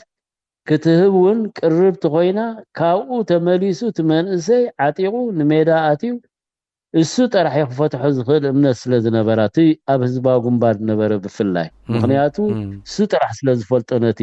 ስርዓት ዝብል እምነት ስለ ዝነበራ ማለት እዩ ኣብ ከምዚ ህሞት ብዙሓት መንእሰያት ንክስለፉ ሽዑቱ እዋንቲ ልክ ከምዚ ሕጂ ብሪጌድና ሓመዱ ተሲእዎ ዘሎ ብዙሓት ካብታ ሱዳን ተመሊሶም ቃልሲ ተቃሊሶም ነቲ ኩነታት ብሓፂር ክውድእዎውን ድልየት ነይርዎም ትውድብ ግን ንዑ ማልኦ ፈቃደኛ ይነበረን ሓንቲ ክገብር ካይካለን ማለት እዩ ትዋንቲ ዝከረን ገዛርሱ ዓቢ ስርሒት ዝተሰርሓሉ ነፋሪት ካብ ሊብያ ነፋሪት ሙሉ ኤሪትራውያን ንኤሪትራ ክጥሮዙ ጽዒናቶም እንደኸለት ነታ ሃይጃ ገይሮም ነታ ነፋሪት ኣብ ሱዳን ከም ተዓርብ ገይሮም ማቱ ዋንቲ ከመይ ዝኣምሰሉ ሙዑታት ዝነበሩ ኤሪትራውያን ዝነበሩ ወይ ኣው ነይሮም ዕቁባ ሓቲቶም ንሶምን ከምኡ ድልየት ነይርዎም ግን ነቲ ክስታይ ከማላኣሎም ዝኽእል ኣይረኸቡን ከምዚ ኢሉ ከሎ ድሕሪ ሱዳን ሓንቲ ናይ ሬድዮ ካብ እንዱርማን ልክ ከምቲ ናይ ሱዳን ድፍኖ ንቀርና ኣፍሪካ ቀጥታ ዝኣቱ ንኤሪትራ ብፍላይ ናይ 12 ሰዓት ሬድዮ ፈነወ ገይራ ሰራሕተኛታት ቆፂራ ብዶላራት ተኸፍሎም ማለት እዩ ነዚ ገይራ እቲ መደብ ከዓ ልክዕ ጽቡቕ መደብ የቅርቡ ነይሮም ዝናይ በዓል ፍሒራ ደርፍ እንዳገበሩ እንዳበዓል ወጥኹል ኣብቲ ሃገር ውሽጢ ሃገርሲ ኣማኪኖም ደሎ ገለ ደሎ ኩሉ ሰብ ከም ዝከታተሎ ኮይኑ ነይሩ ማለት ብፍላይ ሰራዊት ነዚ ምስራይ ኢሳያስ ኣውቶማቲካሊ ምስ ሱዳን ንዕርቂ ሓቲትዋ ነቶም ተቃወምቲ ናይ ሱዳን ዝነበሩ ዝዕልሞም ነበረ ከረክቦም ከዓርቆምን ነዚ ነገር እዚ ክንገብር ኢሉ ምስ በሽር ምስተሳምዐ ተቀዳመይቲ ዝሓተቶ እዚያ ክገብረልካ ተኮይነ ዛ ሬድዮ እዚያ ዕፀዋ ኢልዎ ሕጂ በሽርካ ኣነ እቲ ዘገድሰኒ ትናተይ ሰላም ምስ ጎረባብቲ ሃገራት እዩ ስለዚ ከምዚ ኢሉ ስለ ዘሎ ንዓኻትኩም ኣብቲ ዝድለ ቦታ ክብፅሓኩም እየ እታ ሬድዮ ጠጠው ከብላ ኢሉ ነቶም ኣብኡ ዝሰርሑ ነበሩ ዳርጋ መብዛሕትኦም ንካናዳ የእትይዎም ማለት እዩ መንግስቲ ሱዳን ነተን ውድባት ከዓ ሽዑ ካብኡ ሰጊረን ንኢትዮጵያ ከይደን ኣብኡ ቤት ፅሕፈታተን ክኸፍታ ጀሚረን ማለት እዩ ሕጂ እዚ ንምንታይ ደምፆ ዘለኹ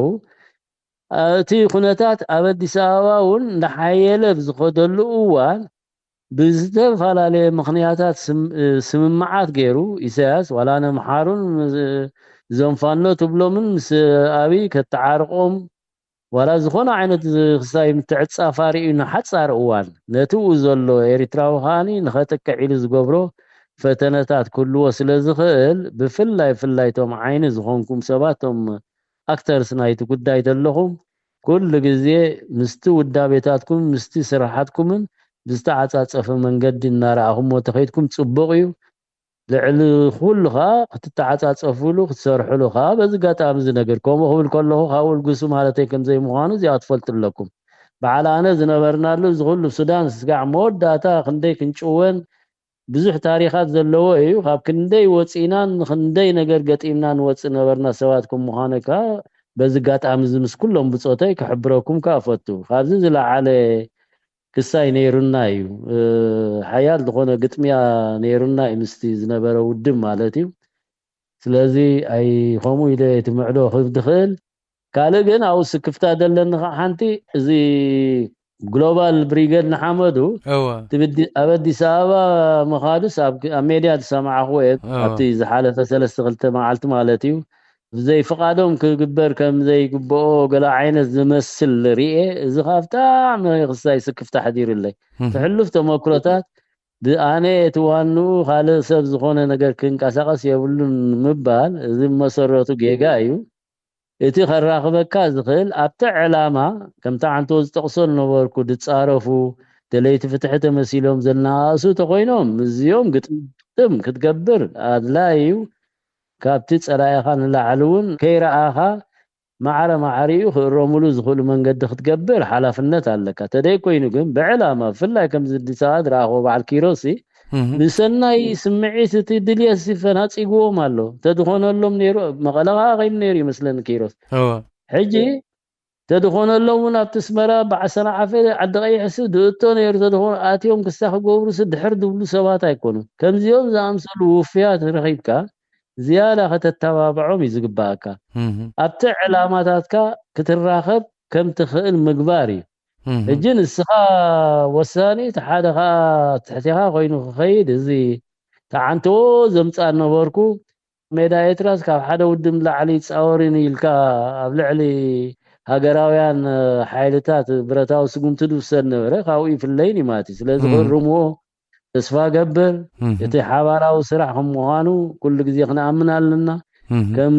ባህል እውን ወሲድና ዘለና ዝተፈላለዩ ምፍለያት ንሓና ይቅድመና የብክን ምትእኽኻብና ስለዚህ ምፍለያትና ግን ኣብ ምእላዩ ኣብ ኣሓዛ ኣፋታታሓና ግሪጭት ናይ ብሓቂ ሙኩራት ተሞክሮ ናይ ዝሓለፈ ክንወስድ ኣለና ሰኣን ኣፋታታሓ ግሪጭት ኢና ኣብዚ ኩሉ በፂሕና ንሕና ዝነበረ ካላው ግሪጭት ኣብ ክንዲ ብልዝብ ትፈትሖ ብብረት ክንፈትሖ ንጓየ ነርና ሕጂ ኸ ከምኡ ክኸውን የብሉ ብልዝብ ዝፍታሕ ነገር ኣብቲ ልዝብ እቲ ተقرቦት ኣራያኻ ኣብ ሓደ ተመጽዩ ተዕላማ ይትወሳኒ ልዕል ኩሉ ትውድብ ኣይኮነ ትገለ ይኮነ ተናዓንቶ ዝተቆስኮን ካንሰ ጸላኤኻ ቀዳማይ ጸላኤኻ ብጉቡእ ምፍላጥ እዚ 4 ነጥብ ክትገብረለካ ካልኣይካ ዕላማኻ ብንጹር ምቕማጥ እስኻ ነቲ ቃልሲ ናብቲ ዝድለ ንኸተብጽሖ ዝተበገስካ ተኻልኡን ልክ ከማኻ ክብገስ ከም ዘለዎን እሱን ከማኻ ከም ምዃኑ ኣሚንካ እቲ ናይ ስልጣን ሕቶ ዲ ናይ ገለግን ናይ ህዝቢ ና ንብሎ ሁሉ ግዜ ነቲ ህዝቢ ስማው ጠራሕና ጸዋዕና ክንከይድ ደይኮና ግብራው ዝኾነ ንዑት ስልጣን ከነረክቦለና ህዝቢ ናይ ህዝቢ ስልጣን ክንብል ኮልናኻ ሕጊ ተقዋሚ ነው ማለት ናይ ተقዋም ክንብል ኮልናኻ ሓንቲ ብልዝ ገለ ዓይነት قዋም ክንፈጥር ኣይኮነ ታ ሚኒማል ታዝታሓተት መሰል ወዲ ሰብ ትሕሉ ንሓደ ዝተበደለ ይኹን ዝበደለ መሰሉ ናይ ነፃ ምዝራቡን ናይ ጠበቃ ውፅኡ ተጣቢቁ ክኸደሉ ዝኽእል ብሕጋዊ መንገዲ ክፍረድን ብሕጋዊ መንገዲ ኸ መልሲ ክረክብን መልሲ ክህብን ከም ዘለዎ ምግባርያ እዚኣታ ዝተሓተ ካብኡ መን ይምራሓና ሓጢአተኛ ክኸውን ይኽእል ጥዑይ ክኸውን ይኽእል ናይ ህዝቢ መንፋዓት ይዝውስኖ እዛ ሲኢና ዘለና ግን ዛ መሰረታዊት ነገር ምስ ግደፍ ተፈላለየና ንስያ ግደፍ ፀረ قዋሚ ፀረ ሕጊዩ ብኸምዚ ዓይነት ኣገባብ ክኸይ ዝደሊ ኮነ እዚ ኣካል ግደፍ ካብዚ ሰጊሩ ንኹሉ ቀርና ኣፍሪቃ ክብክል ዝተበገሰ ንዓለምና እውን ከምዛ ትማልብ ዝናይ ነፃነት በዓል ተዛረባ ዓዊሉ ተዛሪቢ ነታ ዓለም እውን ኣስሚዕዋ ይትናዓና ደስማዓና ነበረ ማለት እዩ ሕጂ ነዚ ጀማዓንቶ ዝብሎም ነበርኩ ምሁራትና ቶም ኣብቲ ዲፕሎማሲያዊ መዳይ ክሰርሑ ዝኽእሉ እዛ ናይ ትማል መደረን ገዛርሳ ነዚያ ተርጊሞም ብኩሉ ቋንቋታት ተተርጊማ ኩለን ነብረለን ሃገራት ኣበቦቱ ክትበጽሕ እንተኽኢላ እዚያውን ሓንቲ ካብቲ ዝዓበየ ውፅኢታዊ ስራሕ ምዃና ንኣምን ማለት እዩ ጽባሕውን ካልእ ክዛረቢ ካልእውን ጃሎም ምሸት ገለ ተዛሪቦም ምኾኑ ነዝን ወዲ ከምዝን እንዳኣከብና ነዛ ዓለምና ዘንቢላታ ክንመላኣላ ኣለና ትገበን ናይዚ ዝገብሮ ዘሎን እቲ ግፍዒ ብልዕሊ ህዝብና ዝገብሮ ዘሎን ድሕሪኡ ብዛዕባ እምኒ ምድርባይ ንገድፎ ብዛዕባ ገለ ምድርባይ ክገድፎ እዩ ትዘረባ ሰብ ማለት እዩ እቲ ግብራዊ እንተዳኣቲና ትፀገም ኮይኑ ዘሎ ሕጂ ብዛዕባ እቲ ሽግር ዝወርደና ዘሎ ንዕኡ ዝዛረብ ኣካል ኣብ ክንናኡ ምጉያይ ናብዚ ንኣሽቱ ደቀቕቲ ነገራት ዝተረኽበ ጥራሕ ዝያዳ ምስትበሃል ኣብቲ ዝዓበየ ዓወታት ንረኽቦ ገዲፍካ ኣብቲ ዝተሓተ ኣብ ውሽጢ ጉዕዞ ናይ ቃልስኻ ከጓንፈካ ዝኽእል ንዑ ከም ሓደ ዓብ ነገር ጌርካ ምዝራብ እዚ ከም ባህል ወሲድናዮ ስለ ዘለና ኣብዚ ኤርትራዊ ጉዕዞና ነዝታት ክንእርሞ ግባአና ብል እዚ እንዳኣረምናዮ ክንከይድ ተኾይንናኻ ብስራሕ ተሓባቢርና ተሓጋጊዝና ኩልና በብዓቕሙ ተሞይኡ እናበርከተ ምዝኸይድ ጥራሕ ምዃና ያ ክትፍጠር ትኽእል ዝብል እምነት ይደለኒ ድሕሪኡ ናይ ኩሉ ኤርትራዊ ምትሕቑቕ ኣፍካ ክመጽእ እዩ ዝብል ሙሉእ ነቕ ዘይብል መርገጽ ኣለኒ ክብለካ ክእል ማለት እዩ إذاعة إرينا صوت مستقل لإريتريا كبرى تخاتلتي دمسي رادي إرنا مسانا أيانا ممهرنا حاونا قديم تقعد الله برهان قورز قابهر براشي تصنحو براشينو ካብቲ ዝበልናዮ ዝያዳ ከማን ሒዘካ ምክንያቱ እቲ ትህበና ዘለኻ ምኽሪ ካብዚ ኩሉ ተመክሮ ናይ ህይወትካ ማለት እዩ ብጣዕሚ ኣብ ከቢድ ሚዛን ዘቕምጦ ኣድላይ ኮይኑ ከስምዓኒ ዳትስ ዋይ ቃዘም ኩሎም መንእስያ ዝፈትውኻ እኮ ብፍላይ ዞም ብርጌድ ንሓመዱ ማለት እየ ብሽም ኩሎም ተኸታተልቲ ድምፂ ራድዮ ኤረና ናደሎታን ከዓ ነዝሃብካና ናይ ሎም መዓንቲ ዕድል ከመስግነካ ፈቱ ቴንክ ዩ ሶ ማች ብራሺኖ ተስፋ ገብር ክትምለሰና ማለት እየ يغنيلي يوناتان أنا هون يغنيلي بزخونة بزوح عندي بزوح كل جزء ولا لا تزارب كله حساب مساكا ويسخن لا تزارب I know موداتا يقولون حق حاجة شبتقى حق نجر زيادة بتي في اللعب زمان سي ولده ساقاقر زقبو بزوح قداسيتي نعوه تأمور خيدي زبالكو قال له بزوح مساكا يقن مستقزي حسرات ويكا مستقاتا مزمت حطتات كم تزدل غيرو خملش አይክልኒ ዚያ ሰብ ክርድኦ خلالو ሓንሳ ቅድሚትን ድሕሪትን ዝኾነሉ ምኽንያቱ ጸኒሑ ተሓደ ሓሳብ መጻካሞ መሊስካ ክስታይ ትገብሮ ኸሚ ድብል ብዝኾነ ኣነ ብዙሕ ደመስግን ልዕሊ ኩሉ ኻ ነቶም ፍላይ ነቲ ሪእቶታት ነቲ ኣብቲ ኮሜንት ሪኤ ብጣዕሚ ተባብዕ ክስያቲ ከምቲ ዝበልኩኻ ዓንቶ ብዙሕ ምስ ብዙሓት ሰባት ተላሊና ማለት እዩ ትውልልካ ክረኽቡኻ ድፍትኑ ገለገለ ትርኢ ኣብቲ ዝረኽቡኻ ከዓኒ ከመይ ዳኣምሰሉ ገደስ ሰባት ነዚ ክተቕሶ ፀናሑ ሕጂ ኣብኡ መሰረት ገይረ ሕጂ ዝገሊኡ ዝተናኸፎ ነይረ ካብቲ ተራኸብክዎም እሞ ሓያል ዓቕሚ ዝወነኑ ኢዶምን እግሮምን ኣኪቦም ግን ማለት ደፊሮም ናብቲ ጉዕዞ ቃልሲ ከኣቱ ዘይከኣሉ ናፈለጥዎ ልዕሊ ሰብ ዝሓምሉ ነቲ ጉዳይ ነቲ ብሪጌድ ንሓመዱ ከዓ ካብ ዓቕሙ ንላዕሊ ዝፈትዎ ከም መንእሰይ ግን ኣብቲ ምቅርራብ ብፍላይ ቶም ዓበይቲ ዝኾኑ ማለት እዩ ብፍላይ ሞያውያን ኮይኖም ካብ ዞም ምሁራት ኢልና ደጋጊብና ወይዳ ነቐፈታት ዝሓሎም ኣለኹም እምበር ነቲ ደፊሮም ከኣትዎ ከዓ ቁሩብ የሸግሮም ናብቲ ክስታይ ሕጂ ሓደ ማእከላዊ ሰብ ከምዚ ኸማይ ዳኣምሰለ ናብቲ ከም ድልድል ኮይኑ እናራኸበ ከዋህዶ ዝኽእለሉ መንገድታት ክንፈጥር እውን ኣድላይ ኢንፋክት እቲ ናተይ ክስታይ ምኽንያቱ ቀሊል ኣይኮነን እቲ ባህርያት ናይቲ መንእሰይ ወለዶን ናይቲ ዓብን ከተራኽቦ ኣነ ግን ቁሩብ ተመክሮታት ብፍላይ እቲ መንእሰይሲ ከምቲ ሰብ ዝግምቶም ከም ዘይምዃኑ ስለዝረኣኹን ዝተዓዘብኩን ደጋጊመ ቅድሚ ሕጂ ዝዛረቦ ከምቲ ሰብ ዝብልዎ ተዋቕዓቲ ዶ ተበልቲ ከምዚኦም ርጉኣት ከማና ከም ህዝቢ ሓቂ ኣበዮም ከመይቲ ዝነብሩሉ ነበሩ ዓድታት እንታይ ድበለ ባህልታት ይደለና ኣብዚ ውሽጢ ኤርትራ ኢኻ ትብል ከም ኣስመራ ዳዓበናሲ ብጣዕሚ ክስታይና ነው ኣገባቡ ከማን ቁሩብ ክስታይ ዝኾነ እዩ እዚ ካልእ ዝረኣኽዎም ግን ከመይ ልዙባት ደፊሮም ከማን ኢንፋክት ንሰብሲ ክስታይ ክገብሩ ትሪኦም ኣይኮንካን ኣነ እገርመኒ በስ ብሕፅር ድበላ ሓሳ ናይ ብሓቂ ይድንፅወኒ ዋላ ዘለኹ ከባብታትሲ ብዙሓት መንእሰያት ኣለዉ ደፊሩ ከምዚ مش نعاخا يكونن سي نحدهم تدافافير غزاربون ايتريان قدم لي ربط ما جمرتا غزي بوعيو هجيغن كله صراحه علامات ينابرو غير خمس عنتو تقسكو داركا كل ولاد غيرو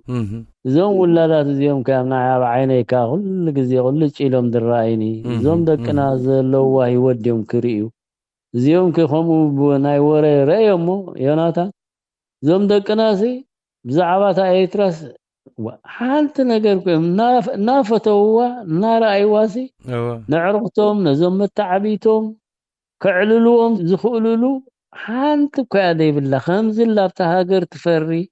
ወይ ከምዚ ትካላላ ታባጽዕ ንገዛ ርሳሲ ሓቢሮም ምስኦም ዝዓበዩ ናይ ካልእ ዜጋ ወጻተኛታት ሒዞምም ከይዶም ኣብታ ባጽዑን ከዛውሮም ዘይክእልሉ ደረጃ ይበጽሕ አይደላና ንኻሊዮም ዝኸዱ ገሊዮም ንሜክሲኮ ንቱርኪ ንስፔን ንገለ ተኣኪቦም ዞም ማልያ ደይብሎም መንእስያት ነንሕድሕዶም ማለት ስጋብ ከምዚ ደረጃ ኢና ዘለና لو متى إريترا وخعلل تخوينس نتا إريترا خجلساس بتتصاوت خعصة يدجلسا زغير أبو ألكسندر إسحاق تزلع علينا كلنا زحبنا مالتي لا حكينا كلنا زحبنا كم زي السحب بنولو كالوت كا يصبصبل كاب غانتا قستو حنتي أبايا مشكلتها قالونا بعد بنيام قرماي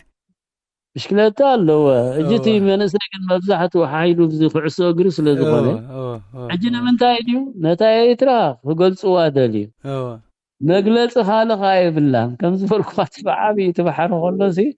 او خيدم كمان حد كم توريسسي عاركم حيزهم بلا خد زي كل درجه بس حد لنا ايكونن دو انفستمنت خغورو تمهيروم يوم نو ماليا ديبلوم تمرت زوسدلو ابتا هاجر ግን ኣብ ዜሮ ተቀይራ ታሰ ፈርከ ዝደፍኦም መንገዲ የለና ተሃገር هو ዝተማሃረ ይድለይኒ ብታዓዲ ብራሽኖ هو ኖ እሱ ከይድብለካ ሕጂ ዋላቶም ደቆም ዞም ሕዋትና ፈወዶ ጓይላ ክዘሉ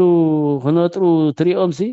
ቶም ውላዶም ኣብ ቅድሚኦም ዘለው ሪኦም ቁሩሲ ክሳኽ እንታይ ያዛ ሃገር እዚኣ ክብሉ ይኩል እንደመይድብሉ ሕጂ አንተ ዕልሉ ገረዝጌር ድባሃልሎ ሕጂ ክልተሪኦም ሰለስተ ብዚ ጀርመን ኣብ ሰሬቢ ብዘን ዝፃወቱ ክስቶሎ ኢሎም ፅብፅቡ ላይ ሕጂ ንዓይ ሓንቲ ኣብ ኣያክስ ኣላ ጓል ኣንስተይቲ ጓል ዮሃንስ ተባህለት ሕጂ ነቲ ናይ ኤርትራ መግለፂ ሲ ነቶም ኣዕርክቶም ክገልፅሎም ኩሎስ በቶም ተፃወቲ ኩዕሶ ጥራሕም ትገልፅዎ እምበር ከምዚ ዓይነት ፍርያት ተፍርያ ኤርትራ ከምዚ ከዓ ندقة تسدد يا اكسبورت قبر يا كاب دقها خمسي امبورت قبر يا لمسي كعلولي كل يوم نخبلك كايلينو إذا درجة زينة بس إحنا يدلنا إذا هاي دليانيتي بعبيتي خمو يكون أنتي خصاي خمو تغيرو تهاجر هو ترقيبها مالتي السون هلا ولنتو أي كلني ماتي قد ما حجي قالتنا عندنا بزح جزيتنا تو علامة حجي متقامو زح خصاي يدلني سلازي تاي نخبلي لي امتيو سقع خن زينا وديقنا دلنا فلاينا هاسيولنا زمن سينا حجزهم نحنا ابز توليدهم دك 34 خوينهم 50 خوينهم دلو زتبدلوا دقنا زوم حج دك زوم حدش زموص بمولهم قلعتهم هصاونت دك 5 انتاي زينا يوم حج رايهم بزا ساعات زياسي تبزع يلن زي الكاسقه الزارب ايتخلن مالت أنا هجي عيد بالدلو هجي زم منسيات تني قداي نبرجينا حامدو ترى زي يكون زملكت كلهم منسيات بمولهم زنجر زخ حتصر كخيل الله تبلكم تدي كوينون دحراي ناي بحق خابز خفت تدي كوينو خابز حاشق مص مالت حمد كعدفتي بزي سبزي حساب زغزو مالتي واو لزهون أنا حنايو فحاصر كله يصبو على براشينا نتي تخاتاتالي حصر كله يصبو جن انتي كومو خوين تخستاينا thank you سلت ورك او غزيها and we love you براشينا thank you يوناتان